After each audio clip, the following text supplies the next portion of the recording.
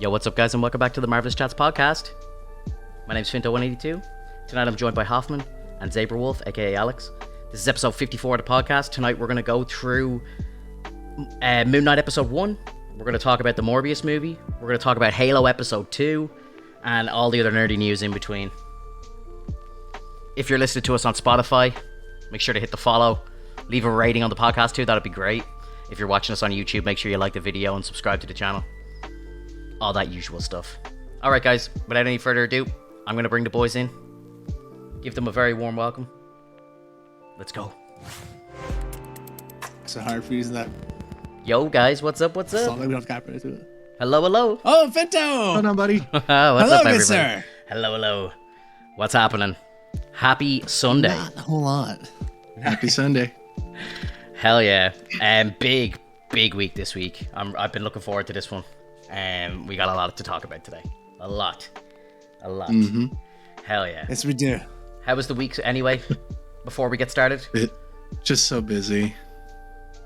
It was good. Annual April Fool's Day. Did you guys get caught by anything?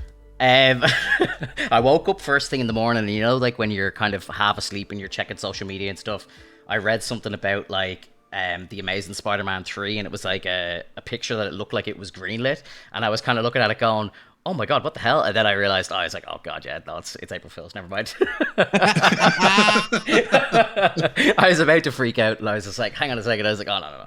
What about you guys? Yeah. I got caught late at night, bro. I got caught late at night. It was like 10 o'clock. My guard was down, and I seen something that was like the Star Wars game, the Lego Star Wars Skywalker Saga, was getting delayed, and I was like, 4 days out? I can't believe they would delay a game 4 days for its release. That's ridiculous. And I was like, oh, they got me. Alex, you? No, nothing really caught me. It just always has the April Fool's things right in front of it, so I never really get to feel the prank. Yeah. Yeah. I had an amazing April Fool's thing happen to me in real life. Like, maybe this was about 10 years ago, but I was working in retail in like a PC shop, and what happened was this girl came in and she was like, oh hey, are you Chris? And I was like, yeah, what's up? And she's like, oh, my boyfriend came in like the other day and bought a laptop off you, and I was like, okay, is everything all right? And she's like holding this bag, and I was like, not thinking anything of it, but she was just talking away to me. She's like, yeah, I think everything's okay, but he says there's a problem with it anyway, and he wanted to return something, and you know, he's in work, so he's asked me to come in and stuff. And I was like, all right, sure, look, what is it? Let's have a look. And she hands me this bag, and I opened up the bag, and I just looked down into the bag, and then just looked back at her, and she was like, what? And I was like, I don't think this is for me. And I handed it back to her. There was a fucking dildo in the bag. And she looked in the bag, and then she was absolutely mortified. Her face just dropped, and she was just like, I can't believe he's done this to me. This is so fucking embarrassing. And all. I was just crying, laughing. And she's like, I'm so sorry for wasting your time. I was like, no, that's absolutely made my year. So no problem at all. You don't need to apologize. Oh, it was incredible. It was like one of the only times that like I've ever seen like proper like IRL pranks done, like, you know. And I was just so happy to be part of it. I always love seeing like the prank videos, like where people stick them in like luggage when they go to the airports, you know? Yeah. So like the TSA will be checking the bags and be like, ma'am, what's this? It's like right at the top of the bag, and they look right back at like the person filming it. Yeah. It's fantastic. Legend. So just to go over the kind of itinerary for today, so we're going to talk about Moon Knight episode 1, which aired on Wednesday on Disney Plus, which was incredible. Then I suppose we should go into a bit of Morbius. And I know Hoffman hasn't seen the film, but I don't think he's going to mind us talking about it. Not at all. So I'm here for it. I will issue here a spoiler warning. So if anybody hasn't seen it and they don't want it spoiled on them, I don't think that that's really important right now. But hey, spoiler alert. So get on out of here if you don't want to be here. But we're gonna go deep on that, which is gonna be fun. And did we watch Halo episode 2? Yep. I did. Yep. I did. I don't want to talk about that too early, but I definitely want to talk about it as well. And then as well, just any other kind of nerdy news we've picked up during the week, we'll kind of go over it all. And yeah, so let's start with Moon Knight, I suppose the highlight of the week. What did you guys think of episode 1 of Moon Knight? Oh my God, I loved it. Like, just over the top, over the moon excited for that episode.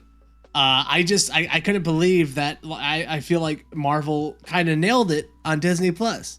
I think there's like a little bit here and there, like where the graphics, like the 3D renderings, everything looks a little bad at times. But overall, I thought the story and the character, Oscar Isaac, they're just fantastic. Ethan Hawke was fantastic in it, man. Yeah, I love the two guys had incredible performances. Like Oscar Isaac, I believed he was an Englishman. Like his accent was so good, and yeah, just incredible. And the fact that he's playing like 4 different characters in this season is just such a credit to his talent. But yeah, wow, it was such a fucking great opener for a TV show. Like it was a fantastic episode 1. And again, I don't get to watch the episodes for like 12 hours after they go up, so like I'm stuck kind of working during that day, and I'm on social media and I'm like listening to what people are saying and stuff. And like there was people giving out about it, and I was just like, what are you giving out about? Like honestly, right. like what have you got to be angry about? Like people giving out about the pacing of the episode and stuff like that. And I saw one comparison to the fact where it was like, if this was episode 1 of Daredevil, like would you have gone crazy if you only saw the suit for the last like 12 seconds of the episode or something? And it's just like, they're not the same thing. Like, you know, like this show is deeply building a psychological plot line and storyline, making you understand like the battle that goes on inside this man's head. Like, so it's a completely different thing to a vigilante like Daredevil, who, you know, is just out on the cleaning up the streets. Like, you know, this is different. Like, it's not the same thing. Right. And if you think about it, you know, it's just the costume of Daredevil. Like, you don't get to see like the full red costume until much later. Oh, it's the last 5 minutes of season 1. I'm only rewatching it now. And like, I remember when I first watched that, I was like, I can't believe they're only showing us the suit now. Like, you know. Yeah. So like, I really think that the pace in this was perfect. You know, I think all 3 of us were thinking that it was going to take maybe a couple episodes, maybe even 3 before we even saw the costume get on. Mm-hmm. And we see it like immediately. Like they did not hesitate. They didn't take too long to showcase that he has DID, and like each of the characters are starting to pop out already. It's not like hiding itself for any reason. There was some speculation at the beginning, but then it just ramps up so quick. And that's what I loved about this episode. And that last like minute or so, seeing the suit like kind of roll in, but not completely, so we don't see like the full transformation. But then you see like the cut in of like the punching, and then you see him like zoom in. That was perfect, because then we all know we're gonna see it front and center in the next episode.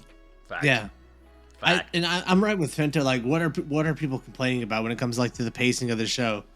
Like, it's not a movie. They don't got to jam pack everything into 2 hours. Like, that's why the movies are so fast, because they got to do so much within 2 hours. Yeah. This is a full ass episode, and it's not an episode that felt like it had a lot of filler. I feel like a lot of times on Disney Plus, we get episodes that are near an hour, and it's like, what are we doing for half this episode?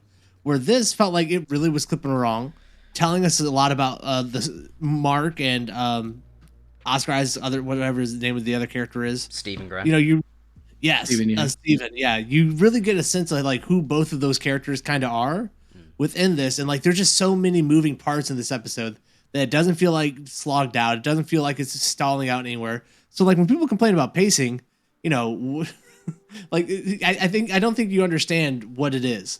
Like pacing means that like it makes sense the whole way, like how slow it's moving.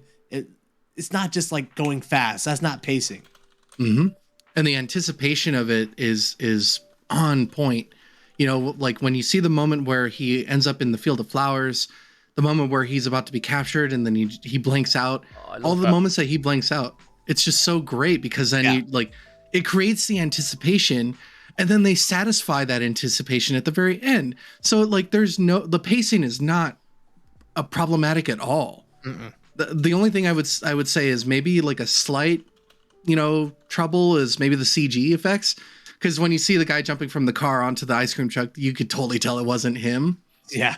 But you know, it's kind of hard to do that, you know, with a human as opposed to a hero, like a superhero. True. The bit when he had it, when he woke up with the broken jaw, and I was just like, oh god, that like made me so uneasy. It was like, it was so well done. It kind of just like cracks back into place. Like, oh, that was awful.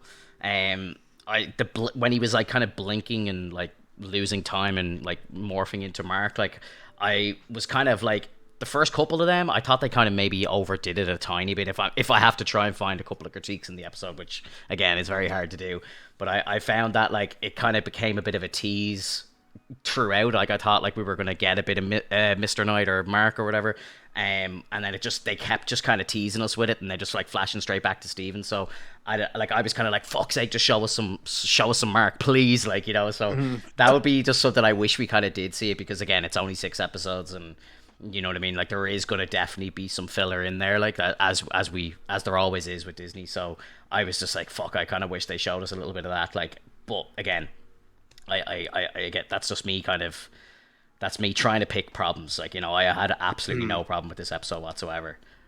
Well, I totally understand how you feel, Finto, because when I think about it, you know, once they move over to Mark, are they going to start shunning out Steven? Like, is Steven still going to be part of the group, or is it going to be like mainly a Mark and Khonshu kind of conversation where now it's just introspective and those two talking about what their plan was originally, because obviously they had some sort of operation going on and Steven kept butting in because he wanted to suppress anything that was going on in his mind. Yeah. What did you make of like the whole inner monologue, like the voice of, I don't know, is the voice is Khonshu talking, like saying like, oh, the idiot's back in charge and stuff like that. Did you like it, or because I personally thought if the show wasn't like, it kind of reminded me of Venom in a really bad way. Like I hate the way Venom talks to Eddie Brock. Like I just think it's real cheesy and stuff, and I kind of got that feeling as well. And I thought to myself, if this show wasn't amazing, I was like, this would really piss me off. But I'm like, the show is so good, I can just get over it, you know. Like I'm just like, okay, whatever. It's a bit cheesy, but it's cool. It's fine. I just didn't like the voice. I thought it was just, it's too outrageous, like, you know. Mm-hmm. Yeah, I definitely feel like they could have like found a different voice actor. The voice doesn't really match the graphics that they give Khonshu. Like when you see him standing on the street, like he looks kind of menacing, right? Oh yeah. And then you hear the voice, and it just doesn't really feel like it fits it. So I guess we'll see when you actually see him talking or whatever. I feel like they could have done a better job finding a voice actor who maybe had a deeper, more of a presence in their voice. And I think they could have done a better job with like the sound design overall with the voice to make it feel like it's more encapsulating, where, you know, it really feels when you're watching it might just be my sound setup, where it feels like he's in front of you, where I wish something like his voice would feel like it's like surrounding you, like it's in the head. Yeah, right. And I can see how the voice might be deterred. Like you might feel deterred from the voice, but honestly, when I hear Khonshu's voice, especially in the show, I do feel like it's like an Egyptian god's voice. You know, it's not it's not anything of like a deepness like Venom, where it's like alien, like it's an actual god. Like he sounds very much like, you know, respect me, and you can feel it because he's like, oh God, why this again? But that's where part of the comedy is, and because they changed Steven's persona, he's not an eccentric billionaire, so he's not respected, and so this is going to be kind of different from like what we usually see with Khonshu, but he is in Mark's mind. He's the main reason why Mark has DID, because he invaded his mind and populated it with like all this knowledge and horrid like things in his brain. So he has to create personas to like keep himself from going crazy, right? Or more crazy than he actually is. I feel like kind of had like a Bane vibe too. Like it just kind of felt similar to Tom Hardy's Bane. Yeah, like, no. Let's just get James Earl Jones, for God's sake. Come on, like Disney, you like, you've got the hook up. Like, just get someone epic in there, like. Yeah. But then I would hear Vader most of the time. True. Yeah, fair. What did we think of the dinner scene? I thought that was like just incredible acting from Oscar. Like, it was just such a sad scene. It was great. It really stuck with me, that scene. Like, I just really loved it. Yeah, part of me kind of felt like they weren't crossing the valley of, you know, it's like, wait, he didn't look at the date on his phone for all day long. I know. but the idea of it like feels good. Because it definitely feels like it's something out of the comic book or whatever, but it's like in the 70s they could do something like that because you didn't always have a calendar in front of you, right? True. Um, Yeah, you go to unlock your phone, the first thing you see is the time and date. Like, yeah, yeah. So, like I feel like agree. they really wanted that scene, but I thought it was good. I think you're right. I think the acting in it was great. He nailed it, man. This is a perfect role for him. Yeah, I love the fact that obviously Steven is like a vegan as well, and Mark obviously isn't. So, like, I think Mark is the one who asked your one out, obviously, and was like, "Oh, we'll go for a steak dinner." And then I just love when he's just like, "Yes, I'll have a steak. Which is the best steak?" And your man's like, "A fillet, of course." Like, and he's like, "Oh, yeah." And he's like, "How'd you want it? Like, how'd you want it done?" And he's like, Good. Good, yeah, good, please. I thought that was just fantastic. Like, and then your man, the prick of a waiter's like, "Well done, will it be?" And he's like, "Yes, please." I was like, "You bastard!" The only was explanation I would have for the concept of time though would be for the fact that he's just freaking out for the fact that the fish has his arm back, and that he was just happy to be out of that Yeah, what he thought was a dream. And so he didn't really take the time to check what was going on in terms of like how much time has actually passed since he's fallen asleep. And so it kind of fits well because you see that the two personalities are fighting each other, and therefore like time takes its toll because it takes so much energy just to reach to that point of him finally getting his body back. And so that's my only like argument for that. Other than that, like I totally get it. Like you could totally check your phone, look up at a clock or see something like a calendar, anything that can confirm it. But at the same time, it was really cool to get that feeling of like, holy shit, like how long has it been since he's been out? yeah. Because Yeah. like I was thinking as well, like, because like this date was on a Thursday, right?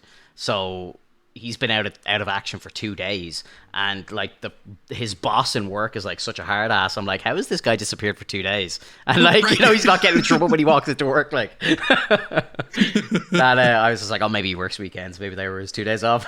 Mark is like, Mark knows the schedule or whatever. But Yeah. I don't know, dude. Yeah, like I'm really, really looking forward to episode 2. It's off to such an incredible start. I saw somebody make the connection, and like I didn't think about it when I was watching it, but this show has or so far anyway, has no connective tissue to the MCU whatsoever. And I was watching a breakdown of it, and like they were like they actually had like opportunities to put in stuff and they didn't. So it's like it's very interesting. Like I think they made mention of World War II, and where they could have put in a Red Skull reference, they went with Hitler instead and stuff like that. Like, so they're keeping it well grounded to the real world, which is interesting. Me personally, it doesn't bother me at all, but I know there are fans out there that just want the connective tissue. Like that's the most important thing about all the shows. It has to connect. Like where's the I don't know, like where's a reference to Eternals or something that's just happened in London or whatever, like and it's just it's interesting. I think it keeps a kind of mystery to the show, which I'm all for. We don't exactly know when this is taking place in the timeline, so Ooh. that really makes me want to see more. I So feel my like they only- announced where it was in the timeline. I think Did they? I think they said it after Spider-Man. This is in like real world they've told us, or in the show. Yeah, real world. Okay, okay. Because on I think on Disney Plus, how they do like the MCU timeline, how you watch them in order. Yeah. They put it like after Spider-Man or something like that. No Way Oh, Home. nice. Yeah, Okay. Okay. Yeah. Um, either Spider-Man or Hawkeye, one of the two, is like set after it. Okay. Because I think the Well, Hawkeye makes thing sense. is still a little confusing as well. Like, because it's like we don't exactly know where Hawkeye sits. Like, because I think there was a lot of discussion around like, does that actually happen before or after No Way Home? So, and again, we don't have the we don't have the Spider-Man stuff on Disney, so we can't actually see the timeline. So that kind of annoys me, because like you would presume that whatever way it appears on the app is the gospel, like like they're the ones selling it, so, Right. because I've seen it, Yeah. I've seen a few of the movies be in different orders and different lists, and while it makes sense, I'm gonna go with what Disney Plus have. It's their Right. content. But with Finto, what you mentioned about the whole World War II thing, the only thing I would say is kind of a saving grace for the fact that they didn't talk about Hydra or Red Skull is because I believe that that organization is so underground that not very many people actually know about it. The only people that know about it are the people that were like part of the captives that were there, the infantry that was with Captain America.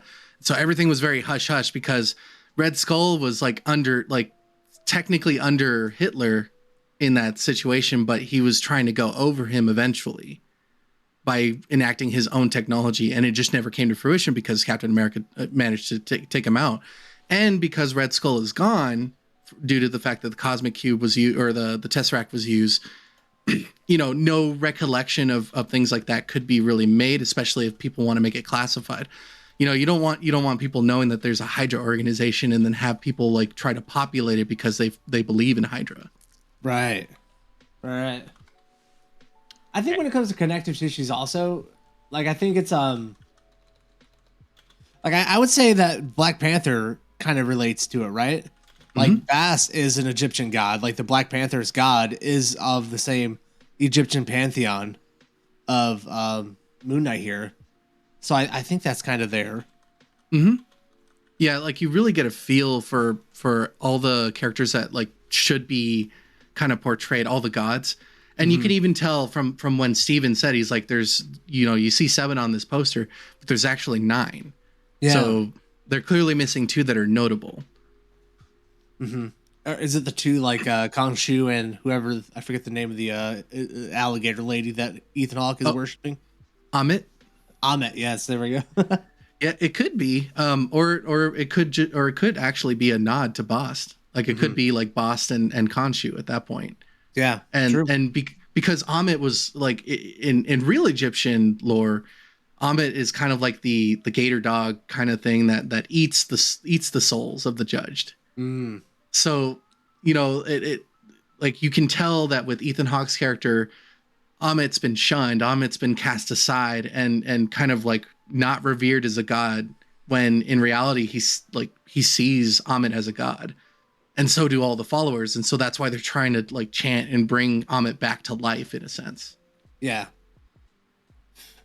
God, I love the representation of Amit and stuff, like the tattoo, the staff. The cane dude, it was so good.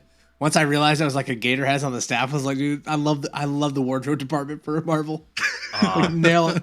That bit at the start where he's like smashing the glass and putting it into his shoes and just walking off. God. I was like, oh, this guy's a cringed. freak. Yeah, I was just like, no.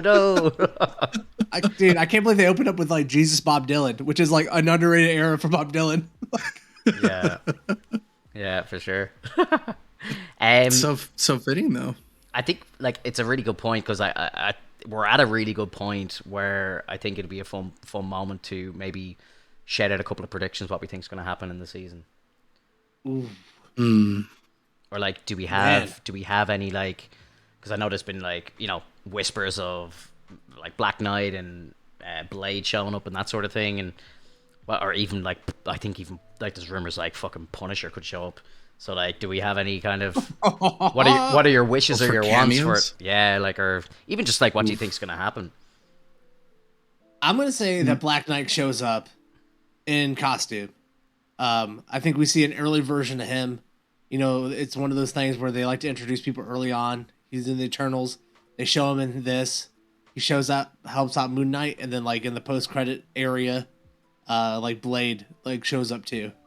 Yeah, I could totally see that. I've heard, now I don't know of anything, but apparently around episode 4. So, and this is kind of seems to be what Disney are doing. But around episode 4, apparently there's meant to be like a banger of a big reveal / twist or something like that crazy going on. And I think in Hawkeye it was where they were meant to have the first Kingpin scene there, but then they cut the scene and just gave us that stupid picture in episode 5. But I think in this show there's meant to be something fucking serious happen at the end of episode 4. Yeah, I really think that if Blade does decide to show up, I really want it to turn into a thing where Blade is like the new Nick Fury for the Midnight Suns. Yep. And so he just shows up. He's recruiting Moon Knight because obviously he deals with the supernatural, and lets him know like, hey, I got a team like by the end of the series. So yeah, I think that'll fit really well. If Black Knight shows up for any reason, that's going to be really insane because then that means that he recruited Black Knight before talking to Moon Knight. So then you can get your timeline set up at that point. True. Yeah, very true. That'll be interesting. How does he not show up? It's London. Like, yeah, it's this London. is what I'm saying. Come on. London isn't that big, you know. Yeah. I love the Are you idea sure? of Blade being the recruiter too, bro. Like anytime you see like a cool looking black dude in a trench coat showing up, you're like, oh, here we go. Here we go. It's team time. Fuck yeah, dude. Like, do you think if they bring Blade in, like, kind of around episode 4, like, do you think, like, he hangs around? Do you think, like, they start introducing vampires? Because, like, again, I haven't read much more of that Moon Knight comic. But, like, I've read the first two issues, and it's just soaked in vampires. It's only vampires, like, you know what I mean? So I'm just like, is this what all Moon Knight is like? I'm a bit, like, I don't know much about the history of Moon Knight, so I'm like, I feel like it is. So, like, I'm thinking if they're gonna potentially put Blade in the show, they could just turn it into a vampire show, like. Yeah. Well, I did read the recent issues, and he's actually, like, they actually mentioned him being part of the West Coast Avengers. So maybe we'll see some of the West Coast Avengers. I mean, you never know. Like, we could see Hawkeye, who is like originally from the West Coast Avengers as well. Yeah. Like once they branch off, but it's not just vampires. It's also like werewolves, like anything that's supernatural, basically, like anything Egyptian related as well. Because in the comics, like you'll see in the later issues, he even mentions that he helped Khonshu take over the world. Oh wow. Yep. So Do you think it hurts the character of Blade if his first appearance is on TV rather than in a movie? If you would have asked me that like 5 years ago, I would have said yes, but now I don't think so. yeah, because we've already seen him in theaters, like with Yeah. Wesley Snipes. I mean, like MCU, I suppose. Like, you know, the first MCU appearance we see of like Daredevil is in a movie. You know, I'm thinking that hit a lot more and a lot like better than like Kingpin showing up on a fucking phone in episode 5 of Hawkeye. You know, but I to be fair, I loved both of those appearances. You know, I just loved having both of those characters back. I suppose I didn't really care where I watched it. You know. I just don't know. Like, it's like part of me thinks like, can they bring Blade in for 15 minutes screen time and then like he fucks off for 2 years before we see him in a movie or something? I think it would just be kind of strange. Like, you know, I think if they're gonna bring him in, they need to start like using him straight away. And I just don't know if they're gonna do that. That's true. Like, I think if he shows up, he has to show up like, I don't know about episode 4, but like kind of near the end where like he's in a big action sequence and like helping him out to like save. But we, you know, who knows? You know, Marvel's like, oh, we don't want to steal the spotlight away from the new people, Right. Yeah. I think they're really they are really from what I've heard, like Feige is very much behind this Blade project. I think it's one of his passion projects. So, you know, I think I'm hoping that what they're planning to do is just give him as much screen time as possible. Like, and you know, like you know, this like Oscar Isaac is going to be done in a couple of weeks' time, as Moon Knight, and it's like, when do we see him again? Is it going to go into season 2, or is he going to start popping up in movies and crossing over to other TV shows and stuff? It feels like he's doing such a great job that it's like, we got to get this guy on the big screen as soon as possible. You know. Well, here's the interesting part with Oscar Isaac, and if he even has a future in the MCU, and how much connective tissue they're going to have. His contract is only for the TV show. Wow. He did not sign a multi-project deal. That was like his condition on coming on board, is he didn't want to sign one of those. Oh my god, what was he thinking? I think he's like he's a real deal. You know, he's like, look, I can do what I want. I'm Oscar fucking Isaac. You know, I don't need this. Yeah.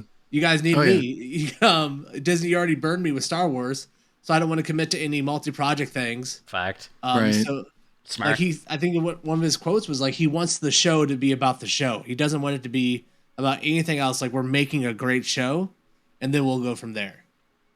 Yeah. Well, that would be that's actually a good thing that he said that, because that kind of brings hope in the idea that hopefully the whole series is just going to be a banger, and not just a couple of them. You know, it starts to drop off over time, depending on what they try to do that could make it even wackier. And you don't want to make it wacky. Right now, it's very interesting. And that's the thing is like I'm a little like, as much as it would be exciting to have Blade or Black Knight, it's a little scary because those characters need to be there for the fact that there's other villains that need to be matched with them. Hey, man, so you can't tell me that when they throw a cupcake off the top of a truck on a highway, that's not being wacky. All right, they just have they're down the road. Yeah, they release posters and it's just that cupcake on a poster, like. Yeah. That's just episode 1. Let it be a little funny and then get it a little serious again. Yeah, bro. When he threw that gun. Oh yeah, that was just great. Chucks the gun. He's like, he just can't you? He threw the gun. Like whatever he said. I was kind of surprised at how gruesome, or I don't know if it was too gruesome in terms of blood, but when they were showing the villains or the henchmen getting swiped by trees and stuff, I was not expecting that on Disney Plus. Like it's shocking to me to see that there. I don't know why. It's so weird. Yeah, it was really nice to see the blood. Like all the blood when he came to, and he's holding the sapphire or whatever, and it's like just covered in blood. I'm curious. I'm gonna check this out tomorrow actually, because I have a child's profile on my Disney Plus app, and I'm gonna just go into it and see can I actually view Moon Knight, because I think what the whole purpose of what they're doing now is the fact that you can't view this stuff if you don't have an adult account, like So I suppose they do have that freedom. Like I'm rewatching Daredevil at the moment, and I just tonight watched episode 9 of season 2 with the Punisher in the prison. That epic scene, like and I'm like I'm watching this on Disney Plus, and he's just shanking people to death. And like I love just the start of the scene. He's wearing a white jumpsuit. By the end, it's just red. It's just blood everywhere. It's just it's incredible, bro. And I'm just like, oh, thank God they haven't like edited this or done anything to kind of calm it down. Well, speaking of which, though, Finto, remember when they had that news about Captain America? I was talking to the Winter Soldier. I was going to talk about that later, but yeah, sure. I suppose it's naturally come up now. So I don't know, Hoffman, did you hear about this during the week? What they did? Oh, right. So basically, what Disney Plus did was they're claiming that it was an error, but I don't think so. So fans noticed during the week that one of the episodes of Falcon and the Winter Soldier had been edited from the original release, and they, using effects or whatever, or CGI, they took out a lot of the blood and cut a scene where someone was like stabbed or something like that. So basically they censored an episode, and fans, I don't know how, like, again, it all sounds shady as shit, because again, like, why would they do this? Number one, how did somebody notice it like straight away? Like the day it like went up, people were going mad about it online, like Disney are changing stuff. They're censoring the content, blah blah blah, and they came out and said, oh, this is actually the wrong version of the episode, it was uploaded by mistake, we're switching it back now. So it's like, well, why do you have multiple versions of the episode? Like what are they like planning? Like it seems like they're planning something, whether it's a kind of mass kind of censorship maybe for the younger audience or something. Maybe they could put it into the kids' profiles if they take all the blood out and stuff like that. Maybe that's what they're trying to do, which again, I don't mind. I don't have a problem with it as long as the original versions are still there for us to watch, like exactly, keep them behind a parental wall. Like Huffman, they literally said it was a software error. I was like, oh sure, yeah, okay, Disney. But like, I'm like, I saw people talk about it, and they were saying like, maybe it was like a version of the episode that was like put up for a country that doesn't allow blood or whatever. Like, the way like China's very weird about like skeletons and all that sort of stuff. So maybe it was like for a specific region. But it's like, why would they just upload it? And I feel like they uploaded it and left it there just to see would people notice. It was definitely a test, and it backfired on them straight away. So one of the most notable scenes that was like changed by accident was Hoffman, do you remember when Bucky threw a pipe at someone and it impaled him? It impaled him like right in the arm, and they were like pinned against the wall, like right here. Yeah. So when they changed it, he threw the pipe and it hits really hard and then bounces off.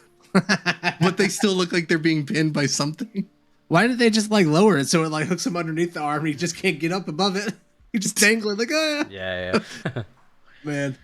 Yeah, look, why, they're gonna edit something like, why don't they edit a good villain into that fucking show? That's like, you know, we're gonna use all this time and resources. Let's absolutely. get this thing look a little better. Yeah, I just think a lot of people are kind of, you know, it presented a real red flag to the potential future of the content that they're going to put out. But I'm kind of thinking, like, you know, why put up the parental controls? Like, why add Daredevil and Punisher and all these shows if you're then just going to start like editing all your content? Like, I can't imagine. Now, I pray I'm wrong here, but I can't imagine that they're going to go back and scrub through all the old footage of like Daredevil and so on and just start editing out blood. Like, you know, I'd be shocked if they did that. But I could totally see that. Yeah. You know, they got tons of people working there in the visual effects departments. You know, they could someone justify their job. You know. Yeah, I really, Like, hey, I really hope they don't this do it. department's working good. I hope so too. I really hope they don't do it, but I think if they are planning on doing it for, you know, a genuine reason to try and like lure in a younger audience or something, I think that's fair. But keep the original content there as well. Like, keep it behind an age wall that we can go in and view it if we want. You know. Yeah. Yeah. But like, it's not a good look. It's not a good feeling as a consumer, as somebody who has this stuff. You know, I think I was talking about it the podcast before last or whatever, where I just feel like I actually want to start owning physical copies of things again. Yeah. Where I haven't felt that way for the last 10 years. I'm like, whatever, I'll just get it on YouTube. I'll get it on Amazon and it'll be there forever and I'll be fine. And I won't have to own a bunch of junk that just like takes up space. Yeah. Great with me. Ever since Disney's taken over Marvel and Star Wars, it's like I actually want to start owning physical copies of things because Disney is messing around so much. You know, I forget what it was they changed before, but like they're editing stuff. Like they're actually changing stuff to make it less gory. And even though they said it was a software glitch, well, I mean, they could just flip that switch any day they want and be like, nope, this is now the new Daredevil. This is how it is forever. Yeah. So that's that. I have not wanted to own physical things forever. Now, like I'm like, hey, maybe I should go pick up all these things on Blu-ray. Yeah. Quick question about that. Speaking of like changes, can you actually get a copy of Star Wars Episode 4 where you actually see Han shoot Greedo first? Or is it not available anymore? Like, I know they had, I can't remember which version of it that was released. I think it was like one of the first DVD releases of the original trilogy. They had attached in like the special features the original theatrical release of the film, and you could watch it, like the 1977 version. But I don't know where you would get that now. Like, I know where you can get anything on the internet, but you know, legally, I don't know where you could get that. So I can't answer that. But yeah, eBay or something like that. Like, you know, I know the first, I think it was the VHS releases as well, back in like 97 when they first kind of did the special effects stuff. I think they had a couple of like the original stuff like added to it as well. But I'm pretty sure it was the first DVD releases that they had the original 1977 attached to it. Now that's probably where you're watching that. And George Lucas is like a freak, bro. I remember watching some documentary he was doing where, you know, it's when he went back to remaster the original ones, and someone says, "Hey, do you want us to make like a copy of the original master here, as like a new blank slate for us, so we don't, you know, tarnish this?" And he's like, "No, this is the new master. This is the new. This is it. Like, I want that to be destroyed. I don't want the old one anymore. What a this monster! Is supposed to be the version of the film forever." Like, he's like that, bro. Like, it's and he's that's a villain. Yeah. That's straight up a villain's like ideals. Like, the past is the past. We are the future. George Lucas is a villain. God bless him, though. I know. Nonetheless. I love him. Yeah. Should we move on to Morbius? I think we've Morbius. Sure. I'm excited. I'm very. I was hoping that Hoffman was going to be here ready to I know. to slay, but unfortunately we're going to have to kind of just give you our thoughts and see what you think. Do you plan to see the movie like next week or? It's on my list if I can get to it, but I'm gonna be slammed. Like maybe on Saturday I can go see it. Yeah, like Okay. Again, I don't think you're not missing much, to be honest. And I think if you're okay for us to kind of do a little bit of a spoiler-filled conversation about it, you might not even need to go see it. guys, I'll just give anyone in the chat or anyone who's listening to us just a bit of a spoiler warning. So we're going to be talking about the Morbius movie that just came out on the 1st of April, which I thought was a very funny release date for the movie as well. Releasing it on April Fool's Day I thought was quite funny. But yeah, if you haven't seen the movie, maybe just mute the tab or skip forward and catch up on it when you've seen the film. But Alex, talk to us. I want to hear what you have to say first. I know we've kind of spoke a little bit in DMs. You're right. Go for it. Well, so I know that the majority of the people think that this is a dumpster fire, but I really think that they're looking so hard into this that they don't realize that it's just a normal movie that did okay. And it's not as bad as you think. It's really not that bad. The biggest parts that I would say are the worst are the fight scenes. And that's mainly it. There maybe were a couple of the cheesy moments, but like I believed Morbius. But I didn't necessarily believe the villain that he had to deal with. But like, I really liked Jared Leto's like portrayal of Morbius, and it was much more modern. It didn't feel like an old school way. Like we didn't get all of a sudden like, oh no, I am a vampire, and then we get like, and then like you get the suction cup hands like in the animated. No, we don't need that. Yeah. Just have him being like a normal like dude who's afflicted with the vampire virus that makes him like supernaturally strong. But they went with kind of like with the comic book feel of it, because in the comics he's actually like upset at the fact that he's afflicted with this and he wants to find a way to control it or even get rid of it or reverse it. And you feel that. But like the way that the villain kind of comes out, in a sense, it felt a little rushed. Like how the hell did he get a part of the serum so that he could also become a vampire? Yeah. Like how did that happen? Like we didn't see him take the vial, and I don't recall him like knowing which vial would actually be useful. Yeah. Like just because you see a little thing, I guess you could just experiment with stuff like that. But that kind of like messed me up a little bit. But yeah, the fight scenes were so like, it's like that super shaky Cam Hoffman that's so annoying. It's so bad. Like it's just, that's the part that really hurt me was like there was so much smoke all over the place. There, like the slow-mo scenes didn't need to be there. The fight didn't feel like believable. Everything just felt like rushed at that point. I think there needed to be more fucking slow motion stuff, because the fight scenes were so fast that your brain couldn't like fucking figure it out. Like there was just like, it was just teleporting across scenes, and there was like when they teleport, like they leave smoke behind them, so it just felt like motion blur for the whole fucking thing. Like you couldn't make it out until it slowed down, and then you're like, okay, Morbius is on top here or whatever. Like, but it was just awful. It was really bad. It was so awful. Yeah. But you know what would have fixed that? Like even besides like the slow-mo, pulling the camera back. Stop zooming in on them while they're fighting. I don't need to think of like try to imagine what the hell they're doing. I can see it. Just pull the camera back, please. Yeah. I don't care if there's smoke all over the place and they're just like rolling around. Like pull the camera back. Yeah. So I can see all of them.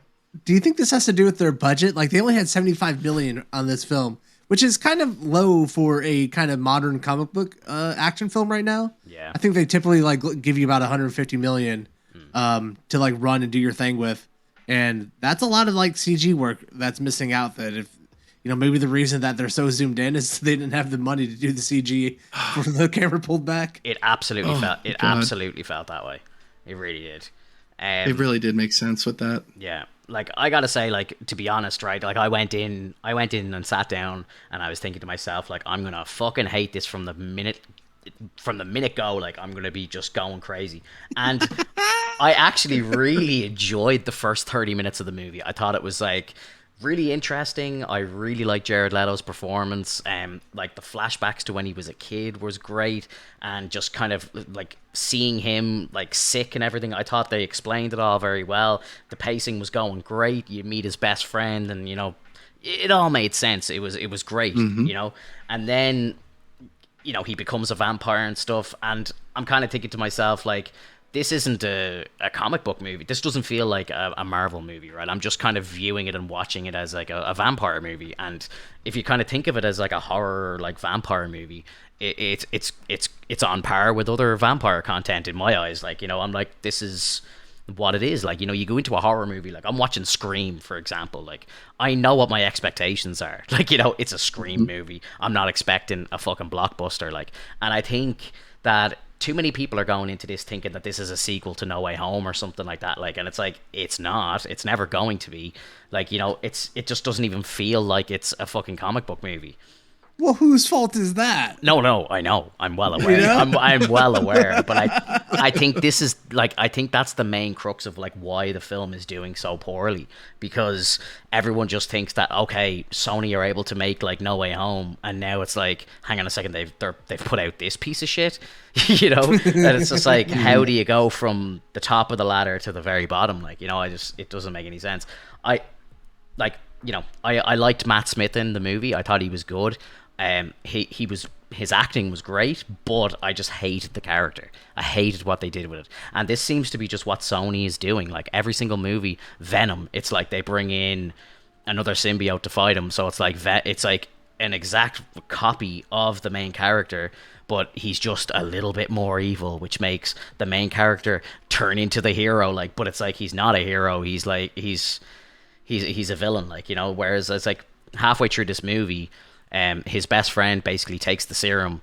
Morbius is like, I'm gonna find a cure for the two of us. We're gonna walk. We're gonna be fine. We're gonna live normal lives. And basically takes the serum, becomes the vampire, and instantly regrets it. He's like, I've destroyed my life. This is a curse. Blah blah blah. So the best friend's like, give me the serum, and he's like, I can't do this to you. Like, this is a curse. Like, you know. So he basically takes it upon himself to turn, and then becomes an even more like vicious vampire than Morbius. So then it's like Morbius now has to take out the villain. Like, you know, it's just classic fucking Sony. And it was just, they didn't need to go there. I just thought they should have kept the story about Morbius and not have him turn into a hero when he's a fucking fugitive on the run. Like, it was ridiculous. Like, I just didn't like it at all. And then, like, he has a love interest in it, and she dies, but she turns as well. I'm like, Jesus Christ, this is turning into fucking Twilight. Like, there's so many vampires running around now. I was like, this is fucking crazy, like, you know? Go on. So the only saving grace with that, Finto, and you know, I understand if, like, you feel that strongly about the fact that, like, there's too many vampires rolling in, is they really did try to go with the comic story, because there was someone who managed to become a vampire, and Morbius fought them, and they had a similar name, so they used that kind of role, because he did like in the comics, he actually kills his best friend by accident after taking the serum and changing. So like and then Martine is actually in the comics, and she does become a vampire, and so like maybe they rushed it. Maybe that was the thing, is that they just rushed it, and it's like Hoffman said. Yeah, it's like Hoffman said, they only had what, 75 million. Mm-hmm. So with that amount of money, like what can you do? Like, what, like, and that's the thing. It's like, that's one of the first villains that he ever encounters, is someone who also wanted to be a vampire. So like, it made sense, but I totally get that, you know, because it was rushed, because we didn't really get a chance to really care too much about the other characters, that it just became a little more lackluster. And that's why I say, like, the movie's fine, but it's not like, oh my God, I want to see this again. It's just, it's okay. So, like, when you say again, it was rushed, were they just moving through everything too fast? Like, do you think they like trimmed the scenes down? Like, someone at Sony was like, "Hey, we need to take off 30 seconds of every scene." Like, do you think if they added that, it would made it feel better? Like, so the moments with Jared Leto didn't feel rushed at all. Everything that happened with Jared Leto up until the point when Matt Smith took, like, as his character took the serum, felt comfortable. It felt like it was taking time to let you know, like, the feelings, the why he wants to do this, and you know what his motivations are to make things better, especially because he knows he has someone else that he wants to save in his life. And so, but once Matt Smith takes the serum, it's like we're kicking it into overdrive. Let's go, fights. Like, and it's just no way. Gotcha. Like, dude, you need to give it time. Yeah, gotcha. Yeah, I think if they kept the story, as I said, if they just kept the story about Morbius, I think it would have flowed a lot better on screen. You know, it's just it got a bit ridiculous, like because, like, you know, I really like the pacing of, like, you know, he gets, you know, the cops are after him because he's killing people and stuff like that. Like, and it's like, yes, he's a villain, he's a monster, he's a vampire. And then it's like the cops find out that it was actually Matt Smith's character who killed someone, and basically he got blamed for it. And they're like, oh my god, there's another one. Okay, like now it's like they're not even trying to catch Morbius anymore, and it's like now he's a good guy, he's been redeemed. And it's like, does Morbius need like a redemption? I don't think so. Like, I think, like, you know, he's still going to be a monster and a villain, but now it's like the way that they've like kind of like focused the storyline is like now he's a hero. And then to jump to the very end of the movie, we get 2 fucking absolutely ridiculous after credit scenes, which again, yes, throughout the entire movie, it's a vampire movie. It's nothing to do with any like comic book fucking Marvel kind of storyline that we've ever seen before. And then, you know, it's its own thing, and it's good for what it is or whatever. Like, if you're into vampires, like I love vampire movies and stuff, so I was quite enjoying it. It wasn't bad. Like, it was some parts I was like, Jesus, I can't believe they've done this. Like, this is just awful. But for the most part, it was fine. You know, And then when they just literally the credits roll, it's like, you know, everything happens. Like, they put down the villain, blah blah blah. You know, it's like off they go, happy into the sunset. And then like the first after credit scene happens, and you just see a panning shot of New York, and Doctor Strange's purple spell just goes into the sky, and then Adrian Toomes just appears in a fucking cell and turns around and just goes, I hope the food's better here. And then that's it. And then it like credits roll again. And you're just like, oh my god. And you're like, hang on, like I'm like, how, like that doesn't make any sense. Like, it's like when Strange like does like the crack open and like the purple, like we see all the villains and stuff, like how does that send Adrian Toomes to another universe? It makes zero sense. Like, that wasn't what Strange was trying to do. Like, that wasn't the spell. You know what I mean? It just doesn't make any sense. Like, you know what I mean? It's like, oh, I don't know. It pisses me off so much. Like, I can't even explain. I think it's important to bring up like the time frame of this movie. Like, Vincent Roth in chat says 3 years to make this movie. It got pushed back for 3 years, right? That's true. Yeah. So, how do you think that affects the production of it? Like, do you think they add those scenes in because of it? Do you, with the No Way Home tie-in, or do you think that was absent from the original cut? I think this is Sony again, literally trying to do what they did with Venom 2. That they kind of successfully did it at the end of Venom 2, where they showed Tom Holland. People were excited about that, and it was interesting, right? And I think it's just like, okay, now we need to kind of reference No Way Home somehow. So it's like, let's shoot a scene very last minute, and because it's known, like, Michael Keaton was only like doing talk shows a couple of weeks ago, and he's like, oh, I'm shooting some Vulture stuff at the moment. And it's like, that's what he was doing. He was shooting. That's why they kind of pushed the movie back yet again. Like, these scenes were only shot a couple of weeks ago, so obviously they needed to see the movie. They got all the fucking special effects of like the purple skies and stuff like that, and just added it into the very end of their movie. Like, and it just makes zero sense. It's not the spell. The spell was done to put people back, not send people to a different place. You know what I mean? And if his mind should have been wiped as well, and Toomes is like, so basically he makes just that stupid joke, and then it goes to a second scene where we see Morbius driving a fucking swanky Porsche through the desert, and it's like, where's he going? What's he doing here? Like, what the hell's happening? Just pulls up at the side of the road and is looking out into the distance, and we see Vulture flying towards him, and Vulture literally pulls up, and he's like, hey Doc, how's it going? I'm looking to put together a team here, and I know I'm here for some reason. I think it's something to do with Spider-Man. And it just, the last shot, it just turns to Lello, and he just goes, intriguing, and then it just ends. Yeah, and that's it. And it's just the weirdest moment ever, because it just makes no sense. There's literally no reason. You've spent the whole movie trying to redeem Leto's character and make him a hero, and now he's just joined the Sinister Six. Like, I'm like, what? Right? Yeah. And that's the thing, is like now that I think about it, we didn't need Matt Smith's character. Yeah, like, that's what I'm saying. All he needed to just be a villain escaping the cops and trying to figure out how to fix the serum thing before he has to start taking blood. Exactly. And then it just reaches to a penultimate point where like he has to escape. It's like the Hulk. You just like, he has to leave, but he's becoming like overcome with the thirst for blood, in which case it makes him into more of a villain. Yeah. because he still hasn't figured out how to cure it. I enjoyed that part. Like, there's a like throughout the whole movie, Hoffman, like he's so basically the storyline is that he invented this artificial blood, which was helping obviously people who had his condition because they need like blood transfusions every 4 hours or something crazy. So he ends up developing this own like blood, which is like manufactured and given to people.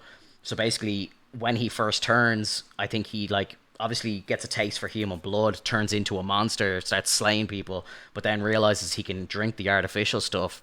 So he starts like timing himself and just starving himself and seeing how long he can go without it and stuff. And then he notices his tolerance is going down and down and down. So as you're following him, he's trying to be good.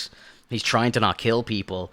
But the tolerance to the fake stuff is going down and down. And I'm like, this is interesting. I'm like, what's going to happen when it gets down to, when he has to drink human blood or he's going to die? And I'm like thinking, okay, that's what's going to happen. And he's going to go ballistic. And then it's like, okay, he is the villain. But then it's like, they kind of scrap that story towards the end because they just make his best friend turn into a villain that he has to take down. Like, it's just... Oh, I love how they made him an intermittent fasting vampire. Yeah. Like, he was struggling, man. How long could I go? Yeah. I felt kind of bad for him in that scene. Yeah, dude. Oh my god. But like, yeah, like Leto's performance, I think was good. Like, I thought he was good, and I felt sorry for Jared Leto because I'm like, this movie's gonna tank, and I'm like, it's not his fault. He actually put on a really good performance, like, and the scenes of him before he takes the serum, like, you believed he was really sick, and he just acted really well, and I think it was kind of him maybe pulling on his performance in Dallas Buyers Club, which was legendary, you know what I mean? Like, he's like all frail and skinny and he's walking around like you believed it, like, and it was just great. As I say, the first 30 minutes of the movie were really good. Like, I turned to my girlfriend during the movie, I was like, I'm actually enjoying this. Like, she wasn't, but I was like, I'm actually enjoying this. Like, I love that you felt really comfortable talking in a movie theater because no one else was there. It was actually the funny thing was my girlfriend was freezing because they had like, we're in like one of the biggest screens in the country, and when it's full it gets really hot in the place, but it was only at half capacity because obviously people don't want to see the movie because they fucking hear that it's tanking or whatever. So like the screen wasn't even sold out, so she was fucking shivering in her seat, like freezing, because they were pumping in. Obviously the AC is probably on a timer or whatever. I think probably someone went out to complain because like I actually felt it switch off. Like, I thought it was hilarious. Well, like, and then, but going back to the post credits scene, like that, the only thing I would say for the whole idea of the spell is for the fact that it's a chaotic spell at that point because it went out of proportion. It caused all this like energy to flash out, and maybe it hit Toombs at a point. And I'm not trying to justify it that much. I think it's still a very dumb situation, but Bro. at the very least, it like, you can think of it like, oh, it was a chaotic spell that occurred. He encased it, but it might have like hit someone. It might have hit someone, and it happened to be a vulture, which like is the weirdest character to pull into like Andrew Garfield's MCU. But, yeah. Like it's mind-boggling because, well, and then when he popped in, it made me laugh so hard when he said like about the food, but not because it was funny, but because like they really went with like a comic book style way of like, oh, I'm here now. Okay. I'm going to start causing chaos. Yeah. So I love that you brought up Andrew Garfield. Is this still the universe you want Andrew Garfield to come into? Well, this is the thing, right? So the director had said during the week that this movie doesn't belong to any universe that we've seen so far, right? So my question is, where the fuck did Toombs get the suit from, right? And someone said, and I thought this was a great shout, but someone said, because do you know the way I think there was like a post-credit scene at the end of Andrew's second film where they showed the Sinister Six. I think it was like, they kind of like tried to tease the Sinister Six, and you saw a wingsuit, and people were saying like, oh, he's obviously gotten that wingsuit. But I'm like, the director has said that this is not Andrew's universe. So where is he getting the suit? And the suit does look a little different. So I'm like, maybe it is that. So I like, honestly, the thing is such a mess that even the official people behind the film are giving like different fucking answers to questions that they're being asked over time. Like, he was like, the director was only asked during the week, like, what happened with the Toby reference? And he goes, I never shot that scene. That was not in the movie when I shot it. That was not in any trailers that I saw. So he's saying that the director of the fucking film is saying that when that trailer was originally released, somebody in the trailer house or whoever like developed that trailer added that fucking like graffiti of Tobey Maguire's Spider-Man in the background against the director's will. He's like, I never shot it. It was never part of my movie. Like, so is that true? That's crazy. Yeah. Is that it's true? If it's true, it's crazy. If that's false, it's also crazy. Like there's no good scenario with this story. Like it's craziness no matter which way you look at it. My speculation is that it's the Sony production team. It's got to be them wanting to correlate everything within whatever it is they made, especially because of the success of No Way Home. They didn't want to have a standalone anymore. Like it's just like with the end of Venom 2, they showed like, you know, the events of No Way Home occurring. And then like, they're like, well, we got to piggyback off of that because obviously Marvel does a really good job of doing that with their MCU movies. Mm-hmm. And so like, it's just Sony trying to piggyback off of what the MCU does and try to see if they can match that kind of like hype of like, oh my God, it's Vulture and they're going to make a Sinister Six basically.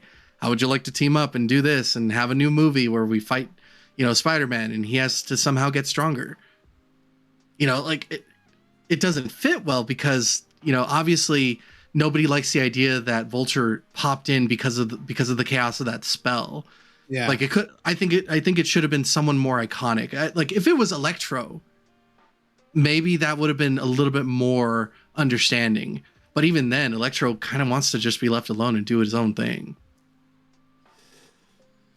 Like you're right, and it just goes to show you how much Sony like are fucking idiots. Like they literally got no one at the top, right, who understands these characters, their motivations, and how to do this as a universe. It's crazy how, you know, I think this thing it opened up like 35 million over the weekend when it was projected to do like 700 million. Like, how do you only do 39 million coming off the back of No Way Home, coming off the back of the Batman? Like, people are not burnt out on superhero movies. People are loving these movies if they're done right. But then it comes along Sony with this director and they make Morbius and like barely anyone goes see it because it sucks. Yeah. Like they had a review embargo up until 12 hours before people can go see this movie. That's a ridiculous review embargo. And it just highlights that they have zero idea how to make good superhero films at this point. Like they're so far off the mark. And they have zero confidence in doing so, which is why they had the embargo. Yeah, absolutely. Yeah, like they knew his shit. Like they knew it. Because I was like on the kind of press tour, kind of going up to the movie. I was like listening to a couple of interviews with Jared Leto, like, and you know he seemed quite confident in the movie, and I'm like, is he just, you know, trying to put a positive spin on it or something like that? But after seeing it, I kind of think to myself, like, you know, I think maybe he did think that and I think, to be fair, he did put on a good performance himself. So I think he probably is kind of proud of what he's done. But I think this movie should have come out 2 years ago. You know what I mean? And I think if it came out 2 years ago, it would have been released before Let There Be Carnage and stuff like that, and it might have hit a little better. You know, after Venom 1, bringing out something like this, and then you do Venom 2, I think it probably would have been better. Like, you know, and then, like they had that scene with like Michael Keaton where, you know, him and Morbius cross paths and they're both in the jumpsuits and it's like, hey Doc, we should keep in touch. Like, and that was in the trailer that was only released like 3 months ago, and that wasn't even in the film. Like they cut that again. Like it's like, what do they do? Like they don't even know what they're doing. Like they're releasing trailers and then 3 months later, like taking out the main scene. And I think that's, again, this is another problem that people are having is the whole kind of press tour of this film was a complete misdirect. You know, they had like Toby references and they had, you know, Toomes and Morbius having like screen time together, and where it might have made a little more sense.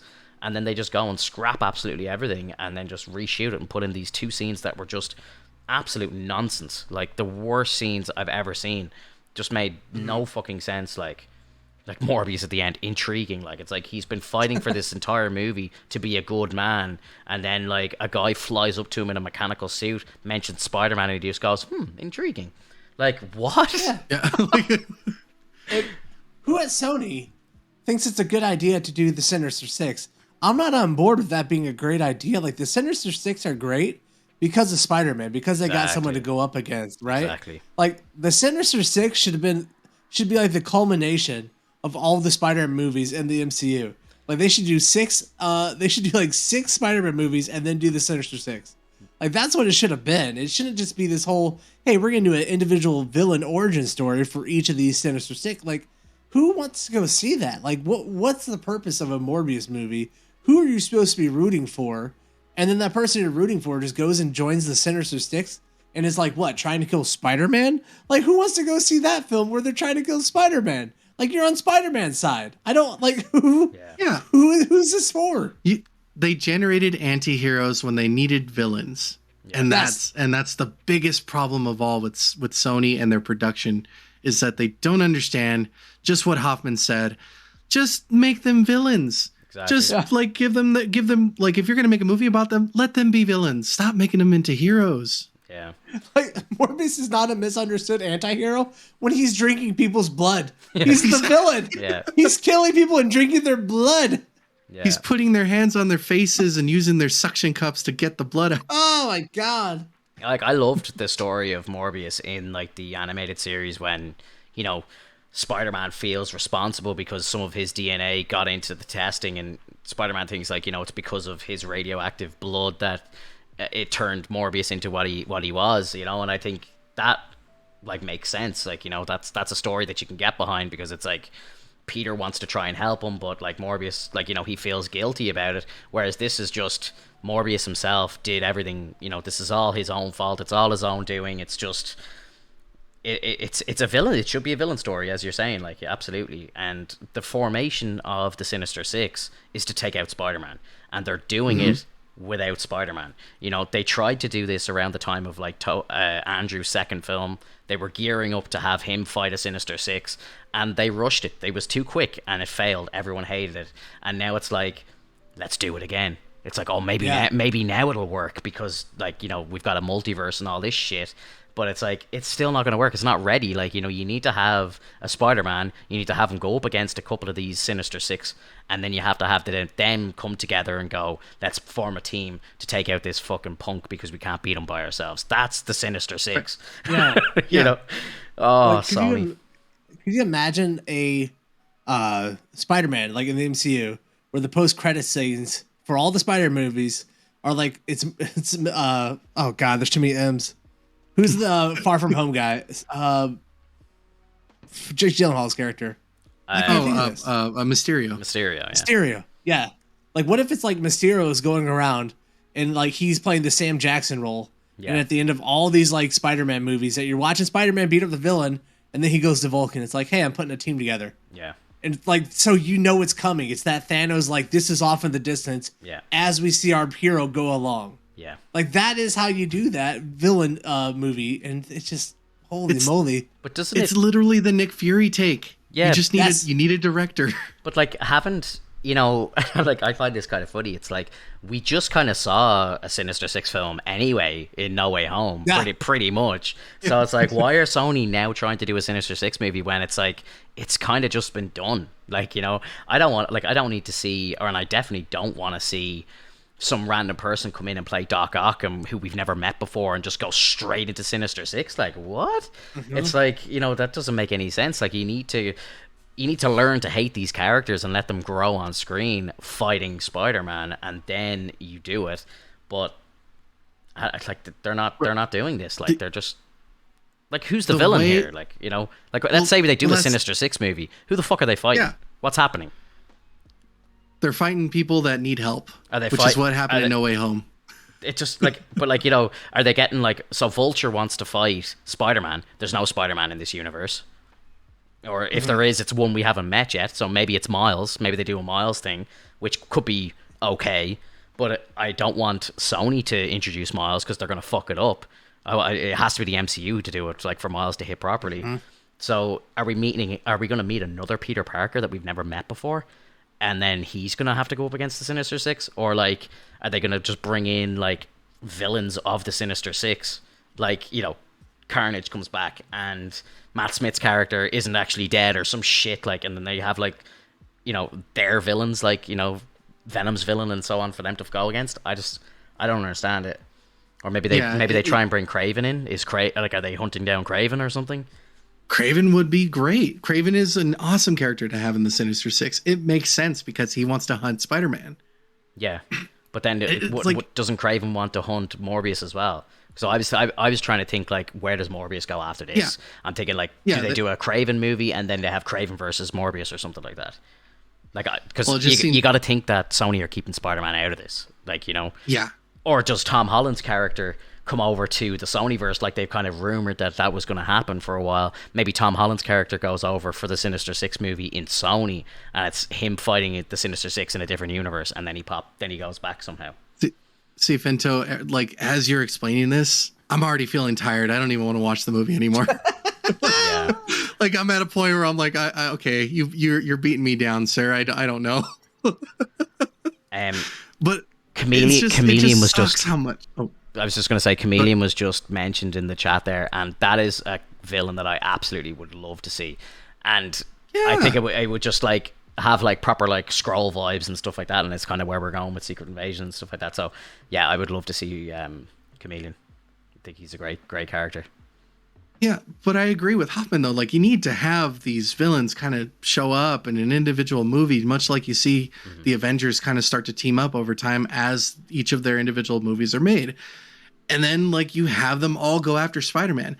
And as much as we technically saw a Sinister 5 with No Way Home, it wasn't the true Sinister 6, which is what I think Sony's trying to do. Because when you see the Sinister 6, it's all 6 of them going after one Peter Parker.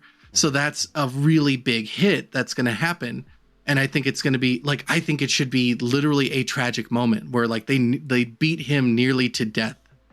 And that would be a way for Sony to make a fantastic movie to like really beat down Spider-Man to the point where like he has to go in hiding. He has to figure out a way to defeat them each while they're all attacking him, or at least pick them off one by one, you know, learn how to do how to strategize, get into guerrilla warfare, like, you know, become the Spider-Man we all know, who's cunning, charismatic, you know, able to take down any villain that comes his way because he knows he has to be the best Spider-Man he can be.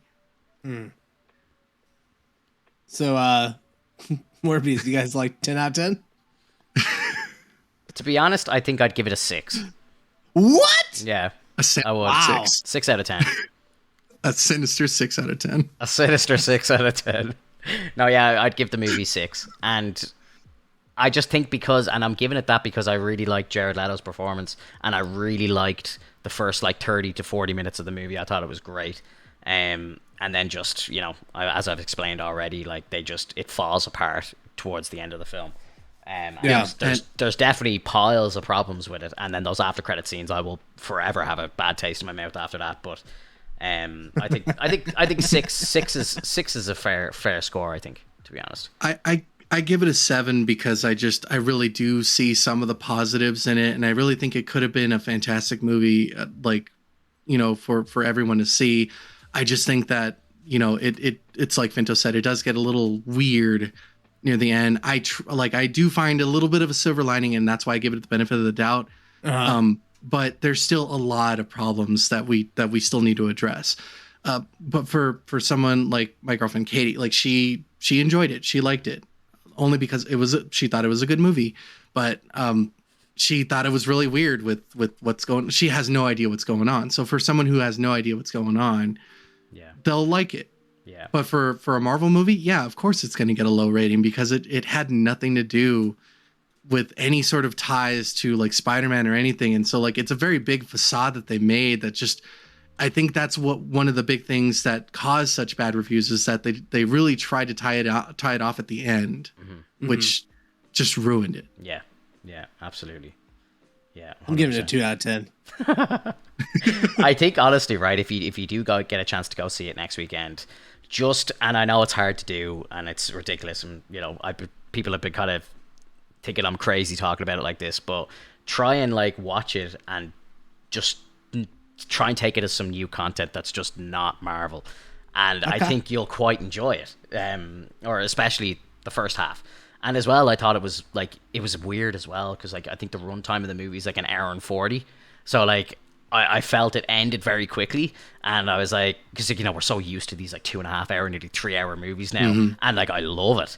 But I was like an hour and 40. Like when I saw the end credits come up, I was like, Jesus Christ, it's over already. Like I thought it was very quick.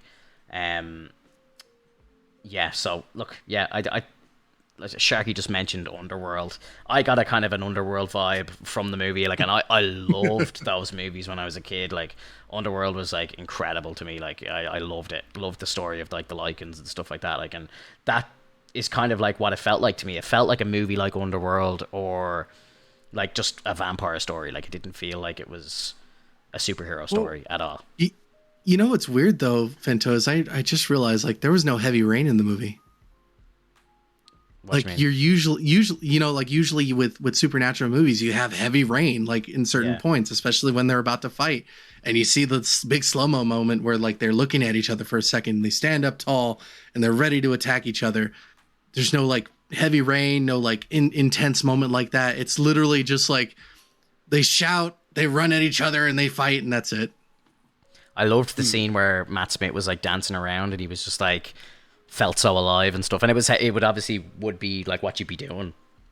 Yeah, the guys they're basically using crutches to walk around and everything, Hoffman, like, and they're falling apart, like, they can't even stand up on their own 2 feet, and then when they take the serum and become vampires, they get jacked and shredded, and like Matt Smith's walking around like he's the king of the world and all, and I was like, that's like a true reflection of obviously, it's what would happen, like, of course, and he's going to nightclubs and he's chatting up women and stuff, like, and I'm just like, you're gonna go out and live your life, like, of course, like, but I just think they made him way too sinister and way too evil, way too quickly. Like, and it's just like he just turned into Jack the Ripper, like, in a heartbeat. Like, it was just crazy.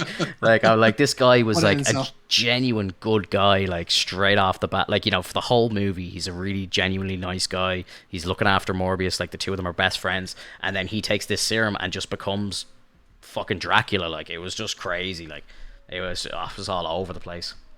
All over. Let me ask you this. You say that it felt like more like a vampire movie and not a comic book movie. Mm-hmm. How do you feel like Blade's going to stack up then? Like, what do you think Blade has to do differently? I think Blade, and we spoke about this last week, and I think Blade has a really good opportunity to be something different outside of the MCU, because they're going to potentially be starting in the 1920s or 30s, and we're gonna probably find out about his mother and the birth of Blade and so on, and then it's gonna just jump forward to current times, and he's gonna be probably messing around with like Black Knight and Moon Knight and stuff like that. So I think while it's gonna introduce vampires into the MCU, I still think it's gonna be a hero movie, like, because he's probably going to be interacting with some MCU characters, so it's a little different. Whereas there's that connective tissue that makes it feel, I think so, like comic book movie. I think so, yeah. And like, even if you think back to the first, as when I was very young and Blade first came out, I never copped that Blade was a Marvel movie. Like, when I was watching it when I was like fucking 10 years old or whatever, like, I didn't think like, oh, this guy's in like comic books and he's a superhero. I thought this is a vampire movie. You know what I mean? We didn't have the goggles. Yeah. And exactly. the stakes. Exactly. But it wasn't until years later I kind of copped, like, when I started watching X-Men and stuff like that, and like, people are like, Blade's like from the same, like, Marvel, like from the same comic books and stuff, and I was just like, wow, didn't even realize it, so right. I definitely feel like it's going to be not the same story, but I think the vampire stuff kind of sits outside of the whole superhero thing, and I think the MCU will like bring that all together in a really interesting way. And I think we've heard a couple of references to vampires already popping up in the MCU now. We heard it in Eternals, and I think there's a reference in Loki as well. So it's like, they're kind of sprinkling the whole vampire thing in now, like, and it's just gonna hit like a ton of bricks very soon. So I think it's just gonna be very different to what Sony are trying to do. So if yeah, you're they thinking also that had vampires in Captain Marvel. I don't know if you caught the part where Brie Larson was sucking all the fun out of every scene. oh god, I'm just joking. I love Brie Larson. wow. Oh my god, dude. I actually really like Brie Larson. I'm growing at Captain Marvel. I'm not even being facetious. But speaking of Blade again, just wanted to say, like, if they do make him a seasoned character and that we see him in more of like his, I would say, like year 2, year 3 kind of look, Do you think we're going to get any sort of reference to Deacon Frost or any of the other vampires he had to deal with? Maybe like he encountered Dracula. I'd like that. I think it would be cool. I just like what I wonder is I don't know how the MCU are going to handle this whole thing. Like, are they going to go like balls deep with vampires straight away, or is it going to like, here's Blade, he's actually a vampire, and then we slowly kind of get introduced to other vampires? Like, I don't know if they're just going to be like, like I feel like I wondered the same thing about like the mutants. Like, are the mutants gonna just be there one day and then they're everywhere? Or is it where you get introduced to a couple and then we realize there's a hidden society of them or something? Like, I think I just don't know how quick Marvel are gonna unload the whole vampire lore thing. Like, I kind of get the feeling that when we first get introduced to Blade, he'll be the only vampire on screen or in the storyline whatsoever, and then it'll be like, when we kind of get some one-on-one time with Blade by himself, then we kind of realize the how far back it spreads or whatever, like, Mm-hmm. Like, they're aware of Hydra. They're like using Hydra and influencing them. Hydra didn't even know. The vampires are like... That'd be fucking amazing, dude. That'd be crazy. Right? That would be amazing. Yeah, I would love that. Or like, there was like a couple of vampires that were like in the beginning of Shield and shit. Like, that'd be just so cool. Like, be so cool. Why don't we ever see this agent until nighttime? Yeah, exactly. Yeah. Oh, why does your man only work nights? It's like, no. He's a bit of a night owl, that fella. Yeah. So I'd love, next week, if I don't know, if you get a chance to go see it, I'd love to maybe just have a little Hoffman breakdown of the film and see what you think of it. But oh yeah, I'm gonna do my best to get out this week and see it. Yeah. One of my favorite things, and I know because I already have this feeling that Hoffman's going to be pretty harsh on this one. My favorite first reaction when we mention it is him like reeling back, slapping his leg, and laughing hard, and then he gives us the breakdown. Look, I want to love every movie. I think I've proven over the past couple of months, because we've had some really great movies. I just don't hate movies for the sake of it, Yeah. Like, I am always rooting for these movies to do well. Morbius was a unique thing where I said earlier, and we put this up on social media, where I was like, I'm so happy this movie sucks so bad. And I feel like I had that reaction because I felt like I was living in Crazy Town, where I'm like, how does anyone think the thing's going to be good? Yeah. Like, I want it to be good, and like it feels like it's written all over the wall that it's not going to be good. And I felt crazy on here. These guys are like, oh no, it's going to be great. This is it, baby. This is it. Spider-Verse, Morbius. It's all come together, Sony. Yeah. It's like people investing in a stock that everyone knows is going to crash. Yeah, it did feel that way though, like, and I think this is again why a lot of people are just angry about this whole thing, is because it just felt like false advertising. Like, it feels like there's a case there against Sony for false advertising. Like, it absolutely is 100%. Yeah, the fact that they had the scene of Michael Keaton staring at him in the trailer and being like, hey, Doc, we can work together. Like, that stuff from the trailer is not post-credit stuff. Like, things from the trailer are the movie. But not even that wasn't even like, that scene that you're talking about was just scrapped from the movie, and then they went back and called Keaton, was like, hey, can you come back? We need to shoot some other shit. Like just completely just scrapped everything. So the highest selling points of the trailers were just cut out of the film. Yeah. Yeah. And the director says that the Spider-Man thing he knew nothing about. It was nothing to do with him. Never shot it. Wasn't there. It was added post. Like, what? Just wild, man. Wild. I really think with Fintos and I's reviews, I can honestly say that if we were to write on the board of like whether or not it's good, I think what we would write is it could have been good. It could have been better. It started very well and just lost its way. Just tried to be something that it wasn't. Oh. Yeah, the road to great movies is like paved with Sony's best intentions. Like, yeah, just fucking Sony, bro. They can't get together ever.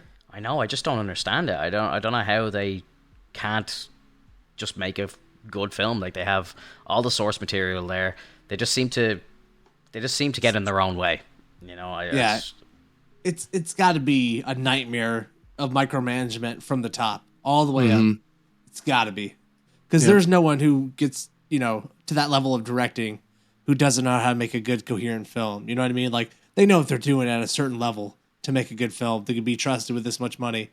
And then it's just these executives get in there and they're like, oh no, we have to shave this down a little bit. We have to shave these scenes off.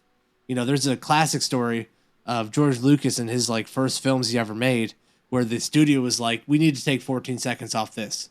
He's like, why? And he's like, we need to take 14 seconds off this. Like that's the Hollywood system where, they want this control. They want you to know that you're under their boot. And I think everything from Marvel underneath the Sony banner really shows that, where, Carnage was just it felt like every scene was being clipped too short. And from what I hear, it feels like Morbius moves along way too fast. And the scenes don't, they aren't given time to really gestate and make you feel there. Well, it starts out like at a good pace, but like I said, once the real villain is revealed, it ramps up so fast that you can't even enjoy it anymore. Mm-hmm. Sure. So that's where it takes its toll, and that's why I say it could have been better. Mm-hmm. But when it comes, I can't wait for you to see it either. But when it comes to like, they still own, like Sony owns the Spider-Man name, so why don't they do this when they're messing with like Insomniac and they have the Spider-Man video games? Why don't we see a bad Spider-Man video game?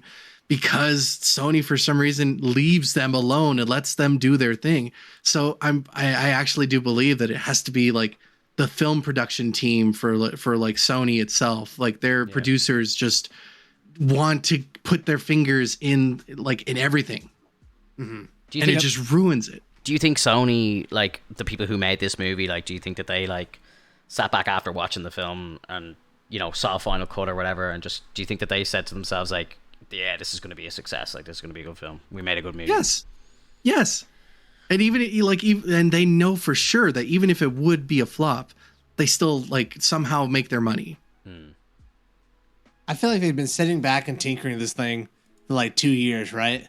And they're like, oh yeah, we can do this, we should do this. Like there's just been an executive with an editor without even like talking to the director, changing things around, doing this and that. Hey, we should add this here. And then I think they get to the final cut of it and they're like, what did we do? And they're like, I don't know, but we got to release the thing now. They're like, all right, we'll hold the embargoes until 12 hours before the film comes out. No one will know. Like you got to know you have a stinker on your hands to, not let up on those embargoes, unless the reviewers, and I'm sure this is happening 100%, are like giving their reviews over to the studio before they release them. Well, it starts to push it starts to push further on the idea that some editor put in that Spider-Man murderer, spray paint. Mm-hmm. Yep. And the director had no idea. Yeah, that's crazy. Yeah, it's crazy, dude. Like that's wild to me. It really is. Do you want to hear a cool fact that I only learned today? I didn't realize this before, but like Jared Leto, like during the like kind of press tours and stuff like that, like he was saying he was like so excited to bring Morbius to life and a live action version, blah blah blah, for the first time ever. Turns out in the original Blade movie in 1998, there was a deleted scene which was meant to be an alternative ending to the film, where Blade comes out of, where he climbs up the ladder and he like rescues the girl, brings her to the surface and stuff. Basically they shot an alternate ending to that where he turns around and Morbius is standing on a rooftop across the way from him, looking down at him, and it's just like he's just like oh, like like this is the next big villain, like they're like leading up to the second film, and they basically cut it. Pretty crazy. Jesus. What? Yeah, so that would have been weird. Morbius, like imagine Morbius showing up in 1998 in like Blade 2 or in like whatever the year that was. Oh like, man. Yeah. And he just like was wearing like a long coat and stuff and looked like he had half his face covered and stuff. He just looked like a human, like. Mm-hmm. Yeah, it was crazy. But I thought that was an interesting fact. I love that Blade is going back to the 1920s, and like that's where the comic book starts, right? So it's obvious that it'd be a good move. Yeah. But I think one of the things that makes vampires like really interesting is the idea that they've been around forever. Exactly. Yeah. Mm-hmm. And so like you have a Morbius movie, and I haven't seen it, so I don't know if you guys haven't talked about it. But like the two main vampires in it have been here for like half a second. They're just vampires. Like there's no history there for like deeper vampires. Like that's just That's not fun for a vampire movie. It feels like that Jared Leto is the first vampire. Like that's how it feels. Like he's literally Dracula. Like he's the first. You know, Yeah. the creator, and then it's like he's kind of a couple of people get turned during the film. Like so, there doesn't seem to be any history of vampires. So I suppose like.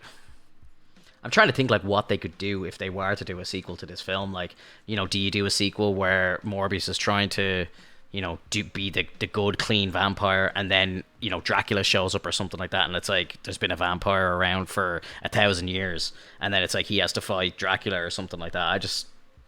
Like, how do you keep him as like an anti-hero? When he's now biting people and turning people and stuff, and it's like clearly he's the villain. Like you have to bring in an old vampire that's been around for like 1,000 years, right? But there is a way to make it kind of a similar anti-hero thing for him to fight his first love, basically, because Martine ends up becoming a true vampire in the comics, and her goal is to try to change Morbius into a true vampire as well, because Morbius is a Dampier or a Daywalker.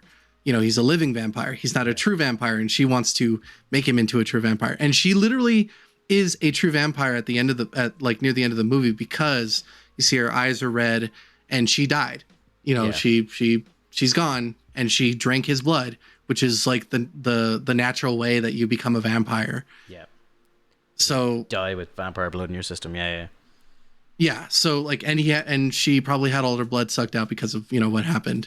So like the transfer of blood and everything. So now she's a true vampire, and so like, you know, maybe she comes back and she's the villain because she wants to change him into a true vampire, and then he's like, well, no, fuck, I'm trying to like fix myself. Like, stop it. Like, it just turns into this whole situation of her trying to amass or find other true vampires so that they could take down Morbius. And then now he's against the organization of vampires. And then that's when you bring Blade in, and Blade helps. He's a libertarian vampire. Yeah. I love this vampire thing, but I don't like rules, you know? Yeah. She only eats like children. I like I think it would be a great story but to tell, like if they did somehow, you know, after Multiverse of Madness or something like that, we all these universes just get crammed into one universe or something like that, and then we actually have the opportunity to have Blade kill Morbius or something like that, or like go on the hunt for him or something. Like, it would be kind of cool, but I just don't think that the MCU are gonna want any of their characters anywhere near any of these Sony people, and like the evidence is just there. Like, you know, it's like, you know, Tom Hardy comes in and literally 5 minutes later he's gone. Like, you know, it's like, we held up our end of the deal, dudes. He's in the MCU, but now he's gone. Like, Feige got that symbiote drop into the MCU and said, get the fuck out of here. Yeah. Thank you for the symbiote. We'll be seeing you later. Yeah, exactly. Yoink. Tom Hardy walks onto the setting. He's like, so what do you guys need me to do? Am I going to fight, you know, Spider-Man? What's going to happen? And he's like, you're going to sit at the bar and you're going to bitch. Yeah. And so great news. You don't even have to fly over to America. We're going to shoot all this in London. You can just stay at your place. Yeah. If you got a Gato green screen, even better. You can set that up. It'll be great. Yeah. Oh, dude.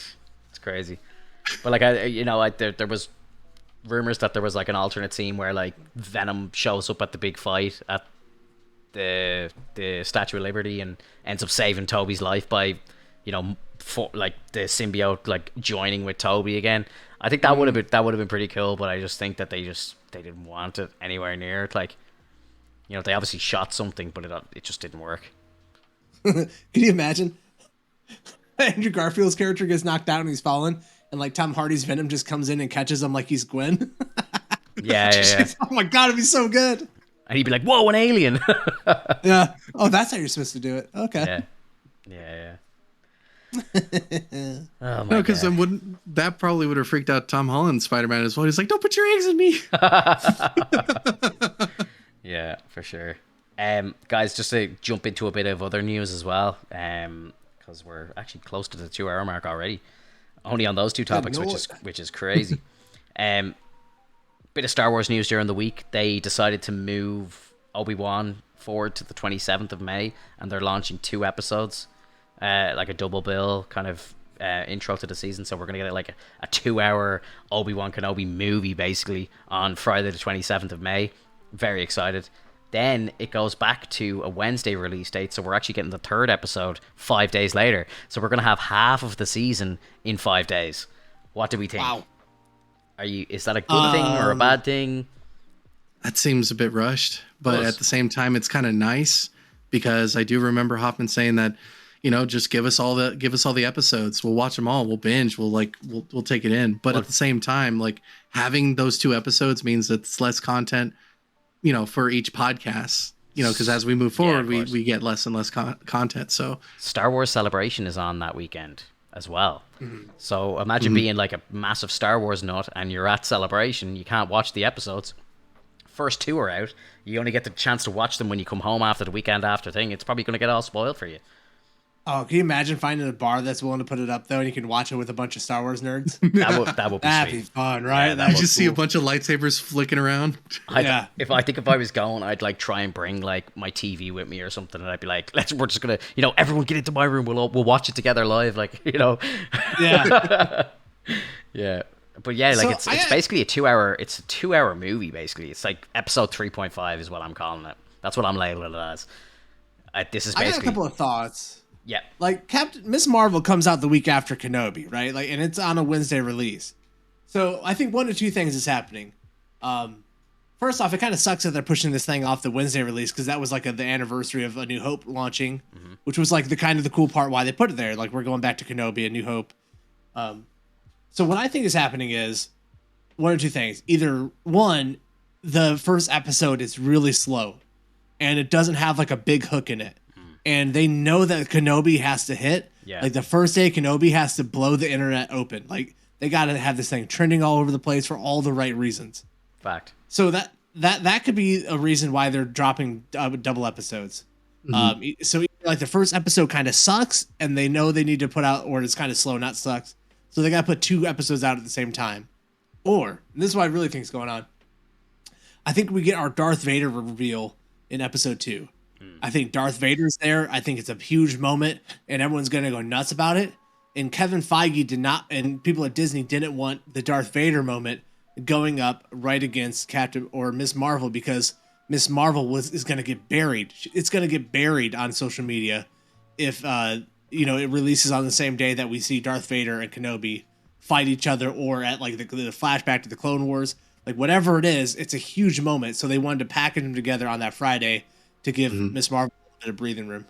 So you think is that confirmed? Miss Marvel's actually going to air on the same day. So on the same day, we're going to have episode 3 of Obi-Wan, and we're going to have episode 1 of Miss Marvel. It's on the same day. That's my understanding. Let me go look it up. June 8th, right? June 8th, yeah. So about a couple weeks in. So that would put 2 weeks. So it'll be around episode 4 of Kenobi is when we get episode 1. It's very strange. Right, okay. I think a lot of people were speculating that when they did the move to Friday, they were kind of reverting back to showing Star Wars content on Fridays. And I think they probably should have done that and left it on Fridays so that, because a lot of people, maybe, kids in school can't stay up late to watch the episode live because it's, it's on late at night, and they have to maybe wait till the weekend till they're finished school and stuff like that to watch it. So it would make sense that, they put it on and then everybody makes, a Friday night tradition for the next 6 weeks to just, have family time and watch Obi-Wan Kenobi on Friday after school. Like that makes a lot of sense to me.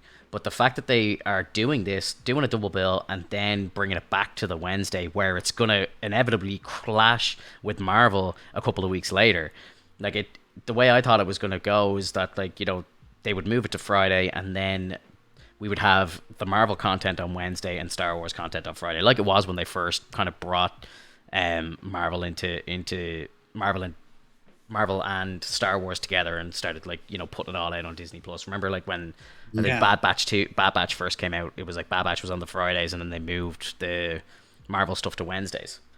So it seemed like Star Wars was trying to get out of the way of Marvel, and they were kind of trying to put a bit of space between the two of them.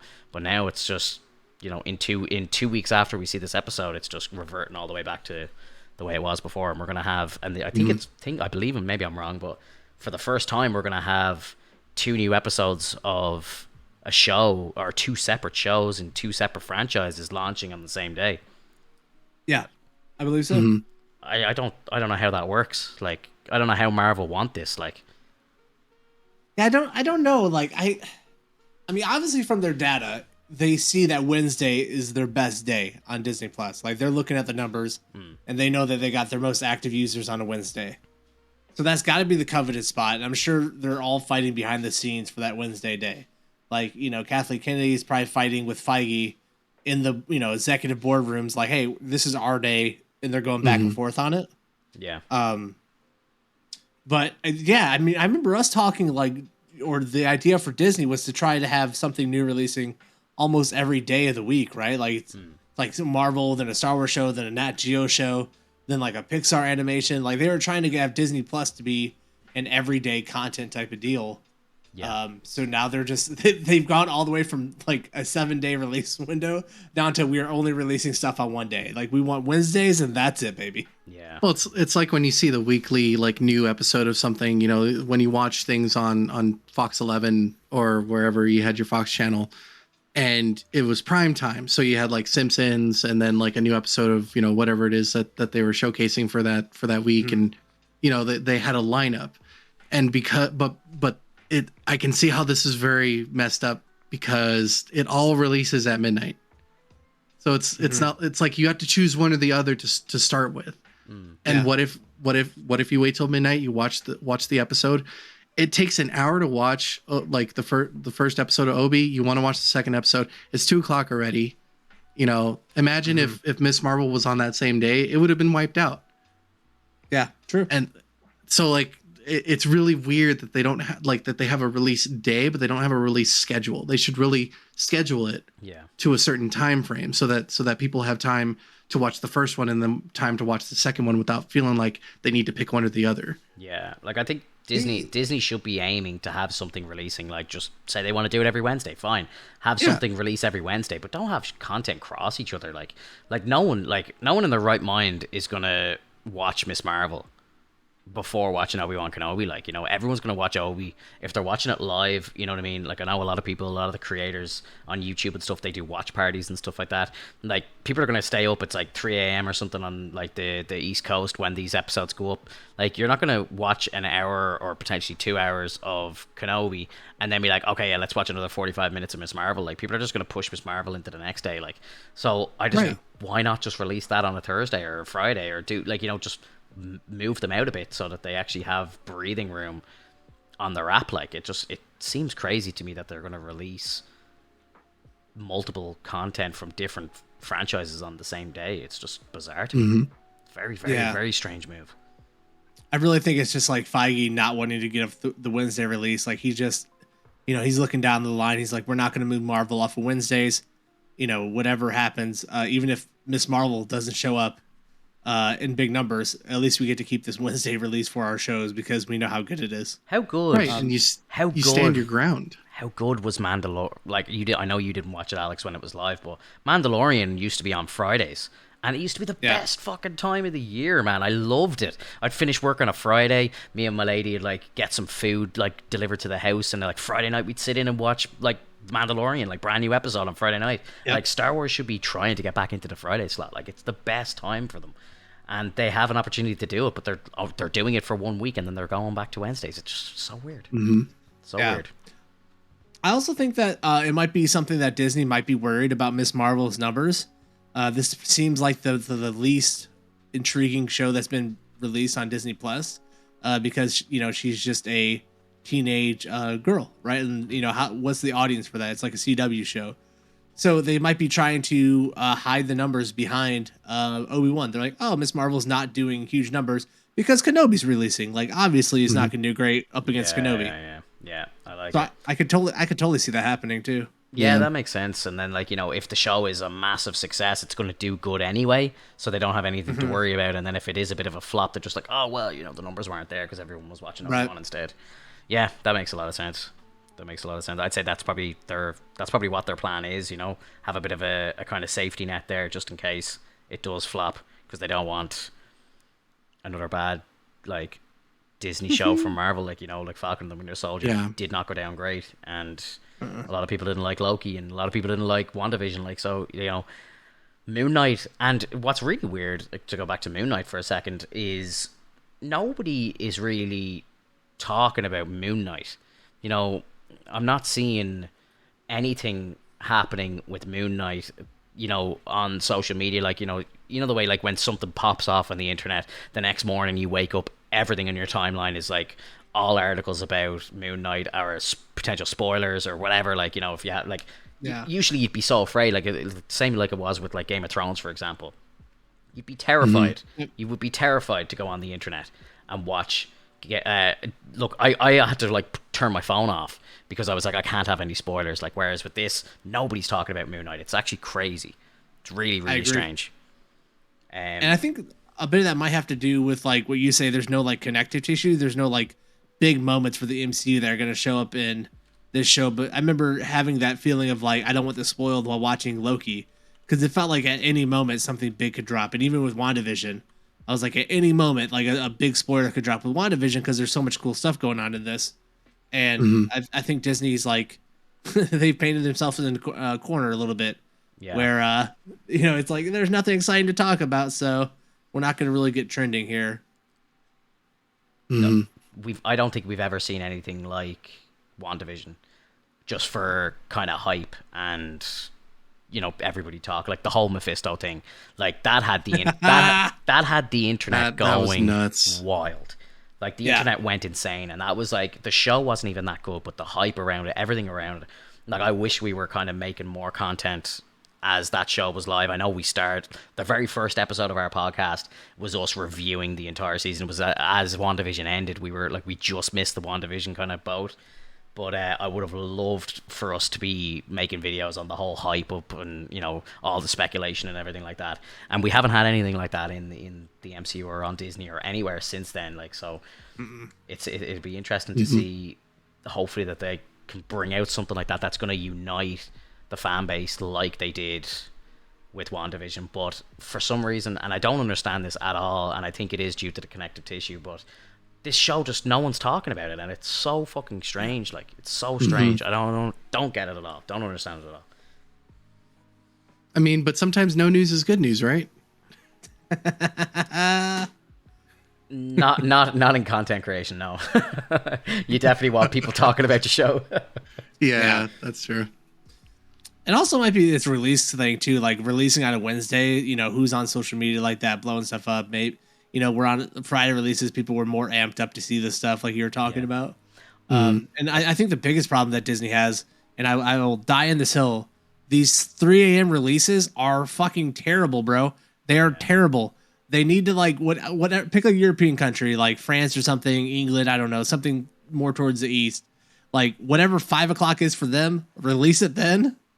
And so, you know, release it so it's like 3 o'clock on the East Coast or something. Like, release it in the middle of the day, not 3 o'clock in the goddamn morning, bro. It's just like, I want to be there for the premiere of it almost, right? Like, I love that idea.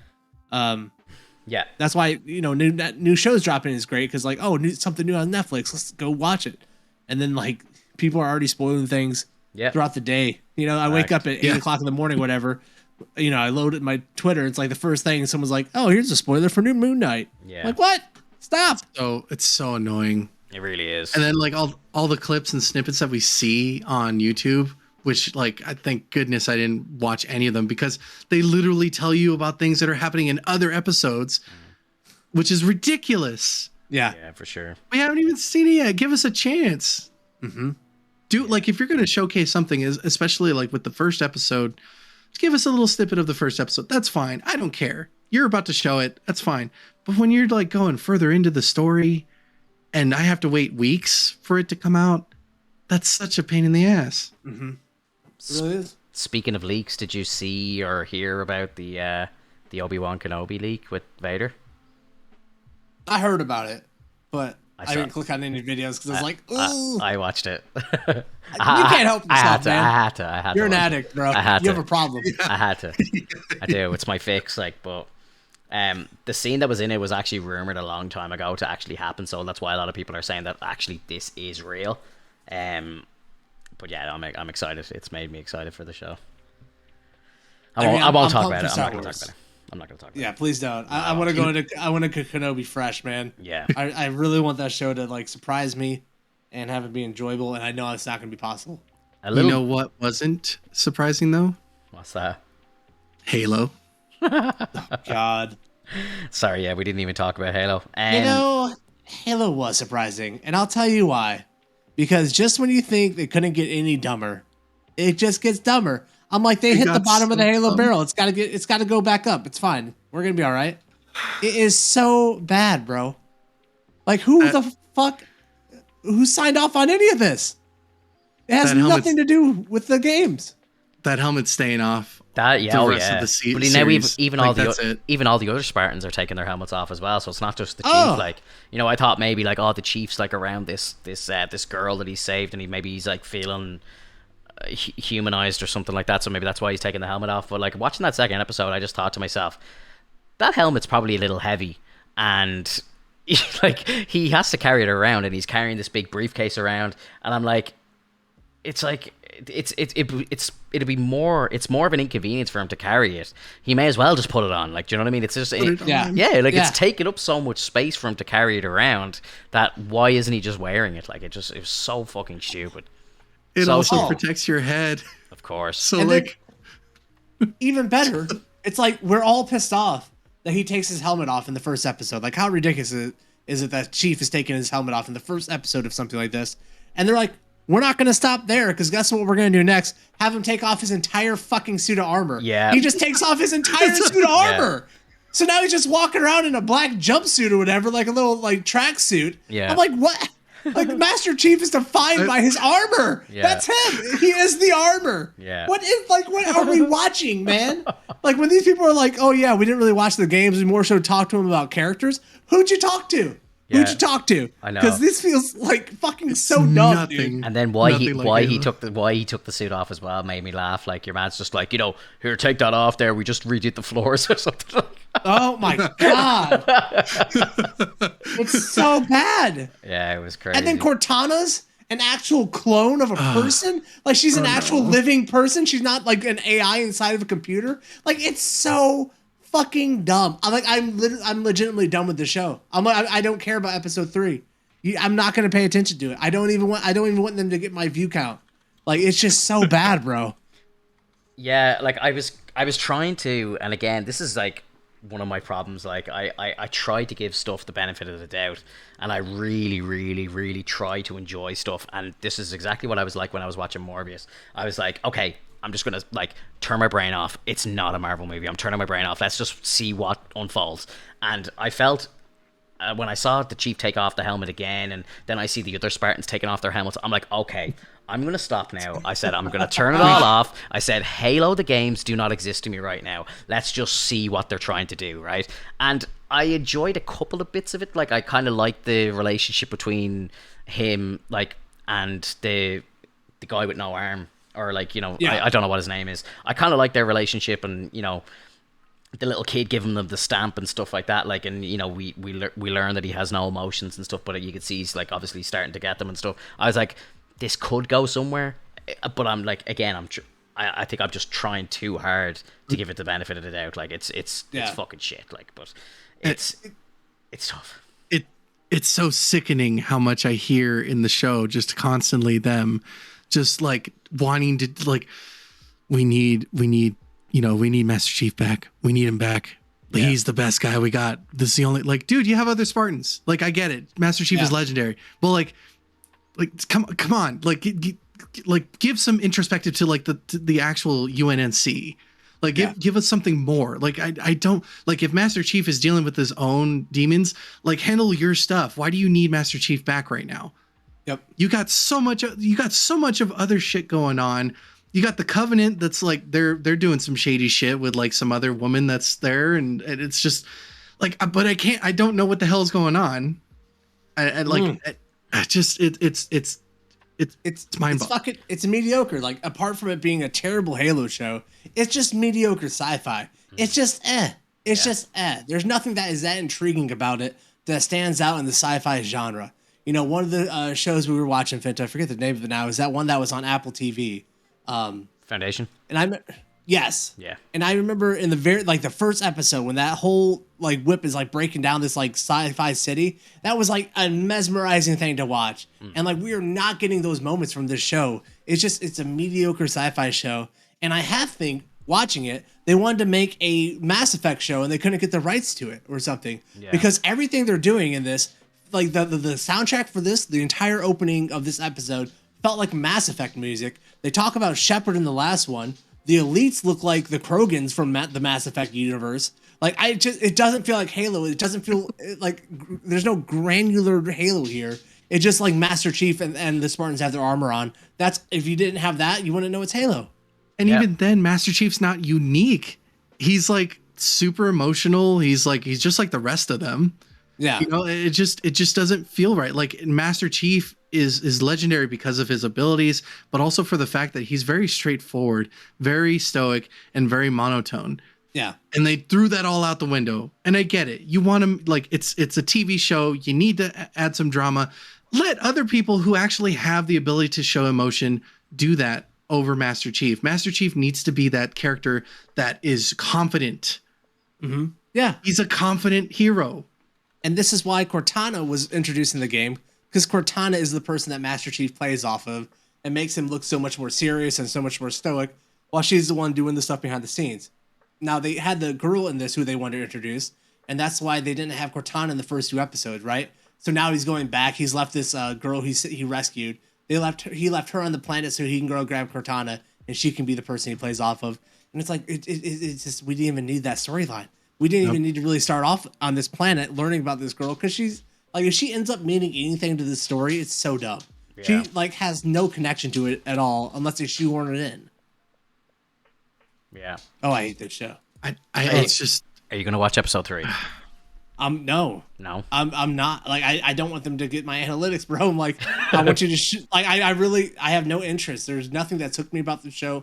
Halo was the main hook for it. They've totally disrespected and thrown away these characters. They like, I don't know how they make a brand new character up when there's so many great characters in the Halo universe to begin with, and then we're making up characters that Chief knew when he was a kid, in training. Yeah. I'm just like, oh my God. Okay. This is so ridiculous. You only gave me 10 minutes. Yeah? Okay. Oh, like 10 minutes? I'd love to know, like, are there people who have like never played the games that are watching the show thinking that it's really good, and maybe there's too many of them, and that's why they're able to make something like this, because they're banking on the fact that they're going to get a lot of like younger people in that are just going to be like, oh cool, like that's the Halo guy, like yeah there's a show about him, let's watch it and find out. It's got to be it, like how they're actually able to make shows like this, because like I would presume that they would have been cancelled already with just the backlash that it's gotten from people who are like OG fans or whatever. Yeah. Oh, and they're so desperate to get people to watch it. They put the first episode up on YouTube. They just put up the first episode. Really? Yeah. Damn it, I could have watched it for free. Well, they put it up like 3 days ago or something. Yeah. And it's only got like 200,000, 300,000 views, which is impressive. But like, they dropped fucking $200 million on the show. $200 million on this show. And for what? Yeah. Like, why do they keep like giving these big gaming franchises huge budgets in their shows, and then just try and like absolutely rub it in the face of the fans? Like, we're not going to make the show that's about the game. We're going to do our own thing. Yeah. Like, it makes no sense. Yeah. Crazy, dude. just an emotion, like turning Master Chief into an emotional wreck just was the last like nail in the coffin for me. Oh, now I feel emotion because I touched this thing. Like, oh, great. Fantastic. Oh, man. Bro, if they would just recreated Halo, the first one, and gotten a little deeper with the story, the first game, just started off on their ship, waking up Master Chief, Cortana, and just go. And like, give us that, and I get it. And like, I know the writers in Hollywood, they want to do their own thing. I get it. You want to tell your stories.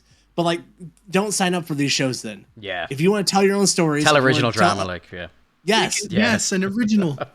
Yeah, go take your own shitty ideas and try to get them not made, because your stuff's not good enough to stand on its own. So you co-opt these video games and these franchises we love and turn them into dog shit. Yeah. Ugh.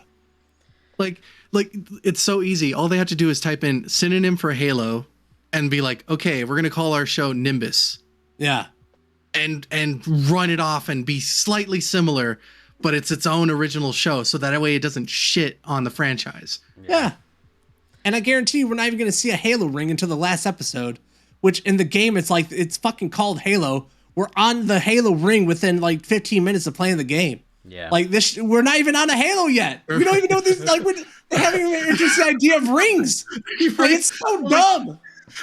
Like the dude did a motion, like a circular motion. Oh my god! It was just like, I was laughing. Yeah, that was. Oh Jesus! Yeah, it's tough, man. Like, you know, it's like how are these motherfuckers making millions? Like, you know, like these guys are paid so highly. Like, you know, they're the 1%ers, like, you know, and these guys can't come up with like ideas to save their lives. And like when it's something like this, or it's, you know, Uncharted or any of these things, like it's like you have very, very rich source material to just fucking regurgitate if you want. And I know, like, in like the Uncharted thing, like I know Tom Holland like said, like, you know, they didn't want to just remake the game into a movie, like, you know, they wanted to kind of do something a bit different, and I understand that, but at the same time it's like, you know, Halo's Halo, like, you know, you just gotta all people want is to just see those shitty fucking graphics from the first game just brought to life. That's it, like, you know, that's all you gotta do, and it's an instant win. And I remember when I first saw the visor and I was like, that looks kind of weird, but okay. At the bare minimum, you got to nail the characters. Like, if you want to tell your own story, okay, but the character has to be the same. This has to be Master Chief. This has to be Cortana, and you can't deviate from them because we know them. We've played them forever. And you know, Tom Holland, does he actually feel like Nathan Drake when you watch the movie? Like, probably not, right? Like, you got to nail the character. Yeah. Quick question. And I don't know if it was just because I wasn't paying attention well enough. Did anybody throw any stickies? Stickies? Like, no, I don't I think wanted to see any. at least one sticky, like just one. I want to see that blue ball hit someone, stick to them, and they just turn into chunks like they did in the very first scene. Did Master Chief even fire his gun this episode? No, No. I don't think so. Like, what? I don't. Like- The funny thing is, I didn't even see him carrying one. Yeah. He's not even carrying one. Oh my god. Oh, dude, it's so funny. It's so funny. And then, you know, they're riding that rail car or whatever, and they try to like do the thing where it jumps off of one rail and then goes to connect the other. I'm like, whoa, it's exciting. Look at us. Whoa. This is so exciting. They built a whole society in the future where the rails don't connect. This is fucking crazy. Look how What? dangerous we are. Oh my god. Yeah. Oh, that's funny, dude. It's funny. Oh my god. Yeah, no episode 3 for me. Yeah. I think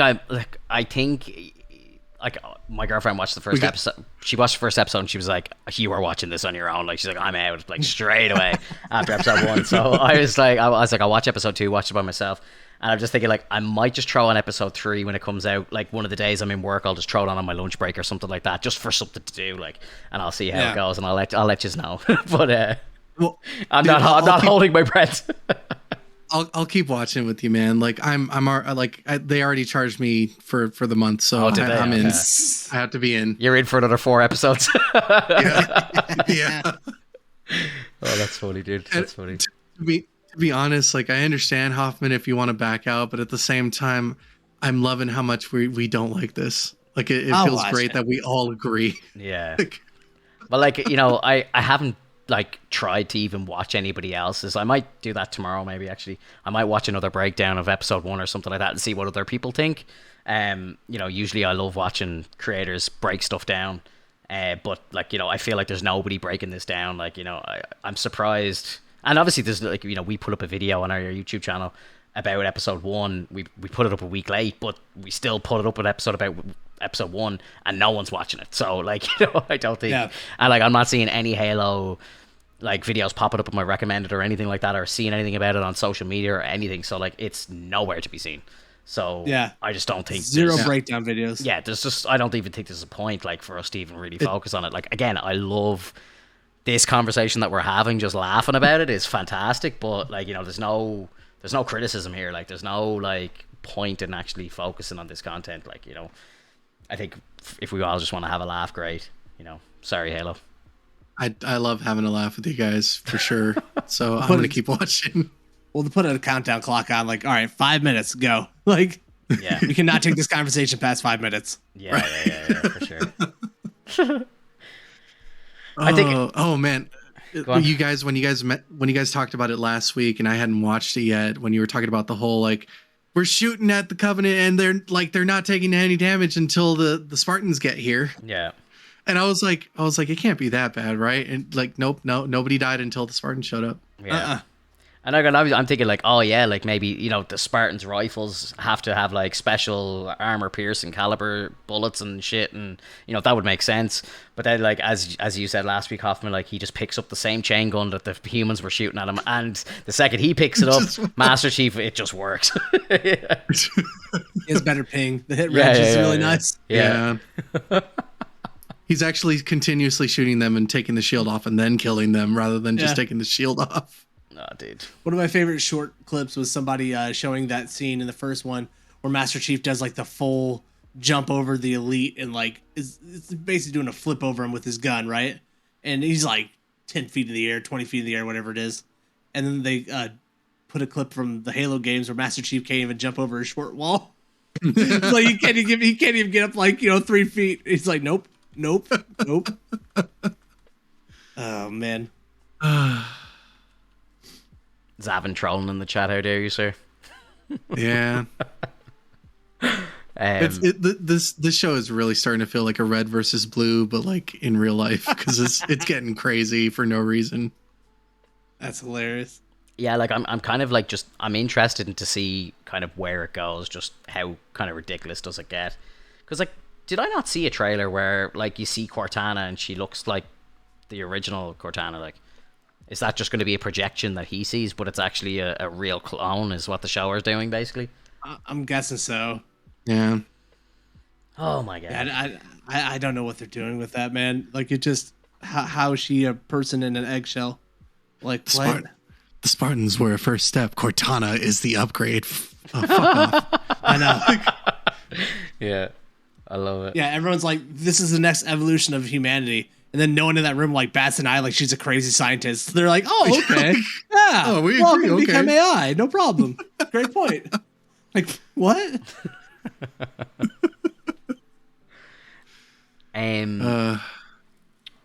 Just a bit of Star Wars news here. It's about a novel actually. Did you guys hear about this Shadow of the Sith novel that they're bringing out? I did. Are you gonna read it? I did not.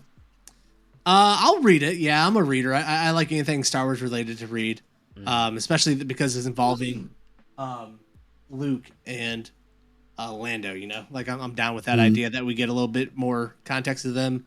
So Luke the first. Luke and Lando basically, Alex. It's set between episodes 6 and 7, so like just straight after the original trilogy, and then before episode 7, obviously, and apparently. It's going to focus on the two of them going to Exegol.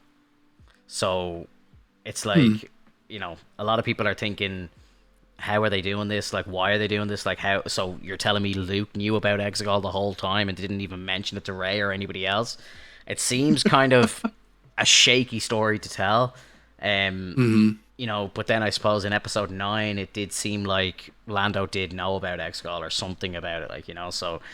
It seems like a dodgy story to tell, to be honest. I just don't understand how Luke would know about Exegol and not tell Rey or anything like that. It just seems weird.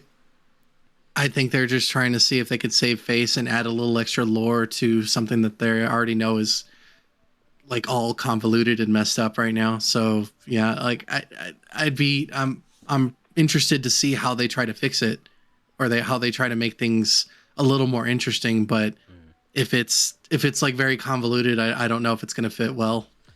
Yeah, well, it was like, I think they mentioned that, you know, Luke is going to fight Snoke on Exegol or something. I think that's kind of the story of it or whatever. And then it ties in and makes sense as to why he is so kind of messed up looking in episode 8 because like Luke basically fucked him up and brought him to like the brink of death or whatever, like which I suppose that kind of sounds cool, but I don't know. I think I might try and maybe get it in an audiobook or something like that and kind of listen to it while I'm training or something like that, like, but Right. I'm you're not excited about it. Are you? So you're saying that the same thing that happens between Snoke and Luke is the same thing that's going to happen between Mace and like Darth Sidious, like when kind of like the Force lightning be pushed back on him, and then he just starts changing his face a bit more. I think, yeah, or maybe like Luke is like lightsaber battling him and actually like starts hacking him to pieces and stuff. Like I think like Luke like literally like messes him up in a fight. Like I think that's where they're going with it. So, look, I think, you know, if I can get an audiobook of it or something like that, I'll listen to it. Like, but I just don't know if it's a good idea. I don't know if it's a good idea from them. Yeah, it's strange. It sounds really strange. What I think I'm excited for is for them to try to start bridging the gap between the sequel or the original trilogy and the sequel trilogy, because there's just so much unanswered nonsense there. So I'm excited for anything that starts to explain the sequel trilogy and make it make sense. I just don't understand how Luke would know about Exegol and not mention it to Rey during their training, or, you know, like the way that they like kind of unleash the story in episode 9 is that, like, you know, this mysterious fucking planet has just been gathering a massive force this entire time and it's been a secret. It's like, actually, Lando and fucking Luke were there. Like, what are you talking about? It just it just doesn't make any sense to what the story built to in episode 9. I could totally see something where it's like Luke thinks he's solved the problem of Exegol. You know, like he goes there, he has to deal with something, and it's taken care of, and he just doesn't realize that the Emperor tricked him and somehow was able to keep it going underneath the ground or whatever. Yeah. Yeah, I don't know, maybe. Like, as I hear, there's like obviously a fight, and I heard this a long time ago. I think they covered it in comics, but there was a fight between Snoke and Luke, and that was what kind of drove Luke to go into hiding after. And I like presume that, I don't know, maybe this is the fight that they're going to talk about, and maybe Luke thinks that he won, or maybe they realizes there's more than one Snoke or something like that, because like Snoke is like there's a pile of like Snoke clones or something like that. So I don't know. I suppose we'll have to wait and see where it goes. I'm only optimistic because I know like the novels have always been better than the movies. Like any type of novelization of the sequel trilogy, they've been great. They've been really, really strong. So the people who are writing Star Wars books got a pretty good handle on a lot of the characters and stuff. So maybe it will do it justice. I feel like it's very much because they don't have to omit information. Yeah. So they get to put what they really want to put into the story, and it feels real, as opposed to things that get cut and then you're like, well, what the hell happened there in this movie? True. You know, because of production issues or time frame, they needed to shorten it, and so they had to cut this out. Like, it's different when it's a book. It's like write as much as you want. Get all the information out. Yep. Yeah, for sure. Guys, we're a little over 2 hours. We're 2 hours 15 now. So unless we have anything else, I think this is probably a good time to say goodnight. Yep. All right. I just have one more thing to say, if you guys didn't know already, and for all the chat. Doctor Strange in the Multiverse of Madness tickets go on sale this Wednesday. I only saw that there. They released a new kind of short, like, TV spot or whatever. And yeah, they announced that at the end. So I'm going to try and book tickets as soon as possible. Yeah, that's great. Like, I was only, when I went to see Morbius the other night, there was a big, like, banner, like, big poster thing for Multiverse of Madness, and I was like, geez, that's out in, like, 4 weeks. Like, I was, like, kind of creeped up on us, didn't it?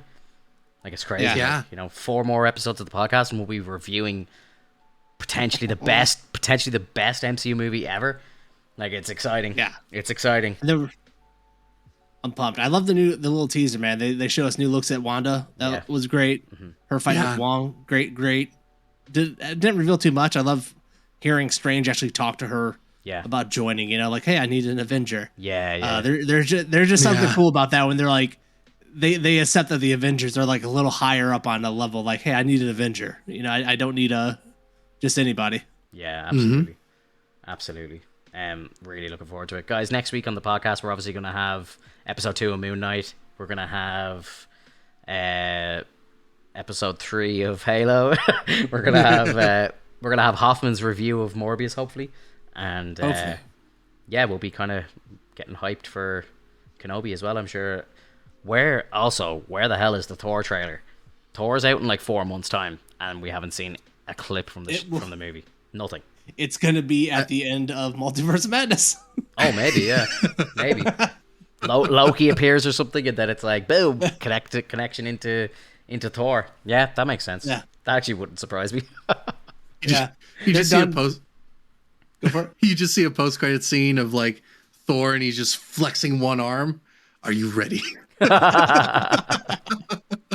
Hell yeah, dude! It's just. I think they're done doing 2 post-credit scenes. They're done with that idea. Now they're just going to start dropping the trailers at the second post-credit scene. Yeah. They're done. Yeah, I think so. Guys, thank you for our marvelous chat as always. And we'll catch you next week. All right, buddy. Later. Thank you so much. Have a good one. Bye.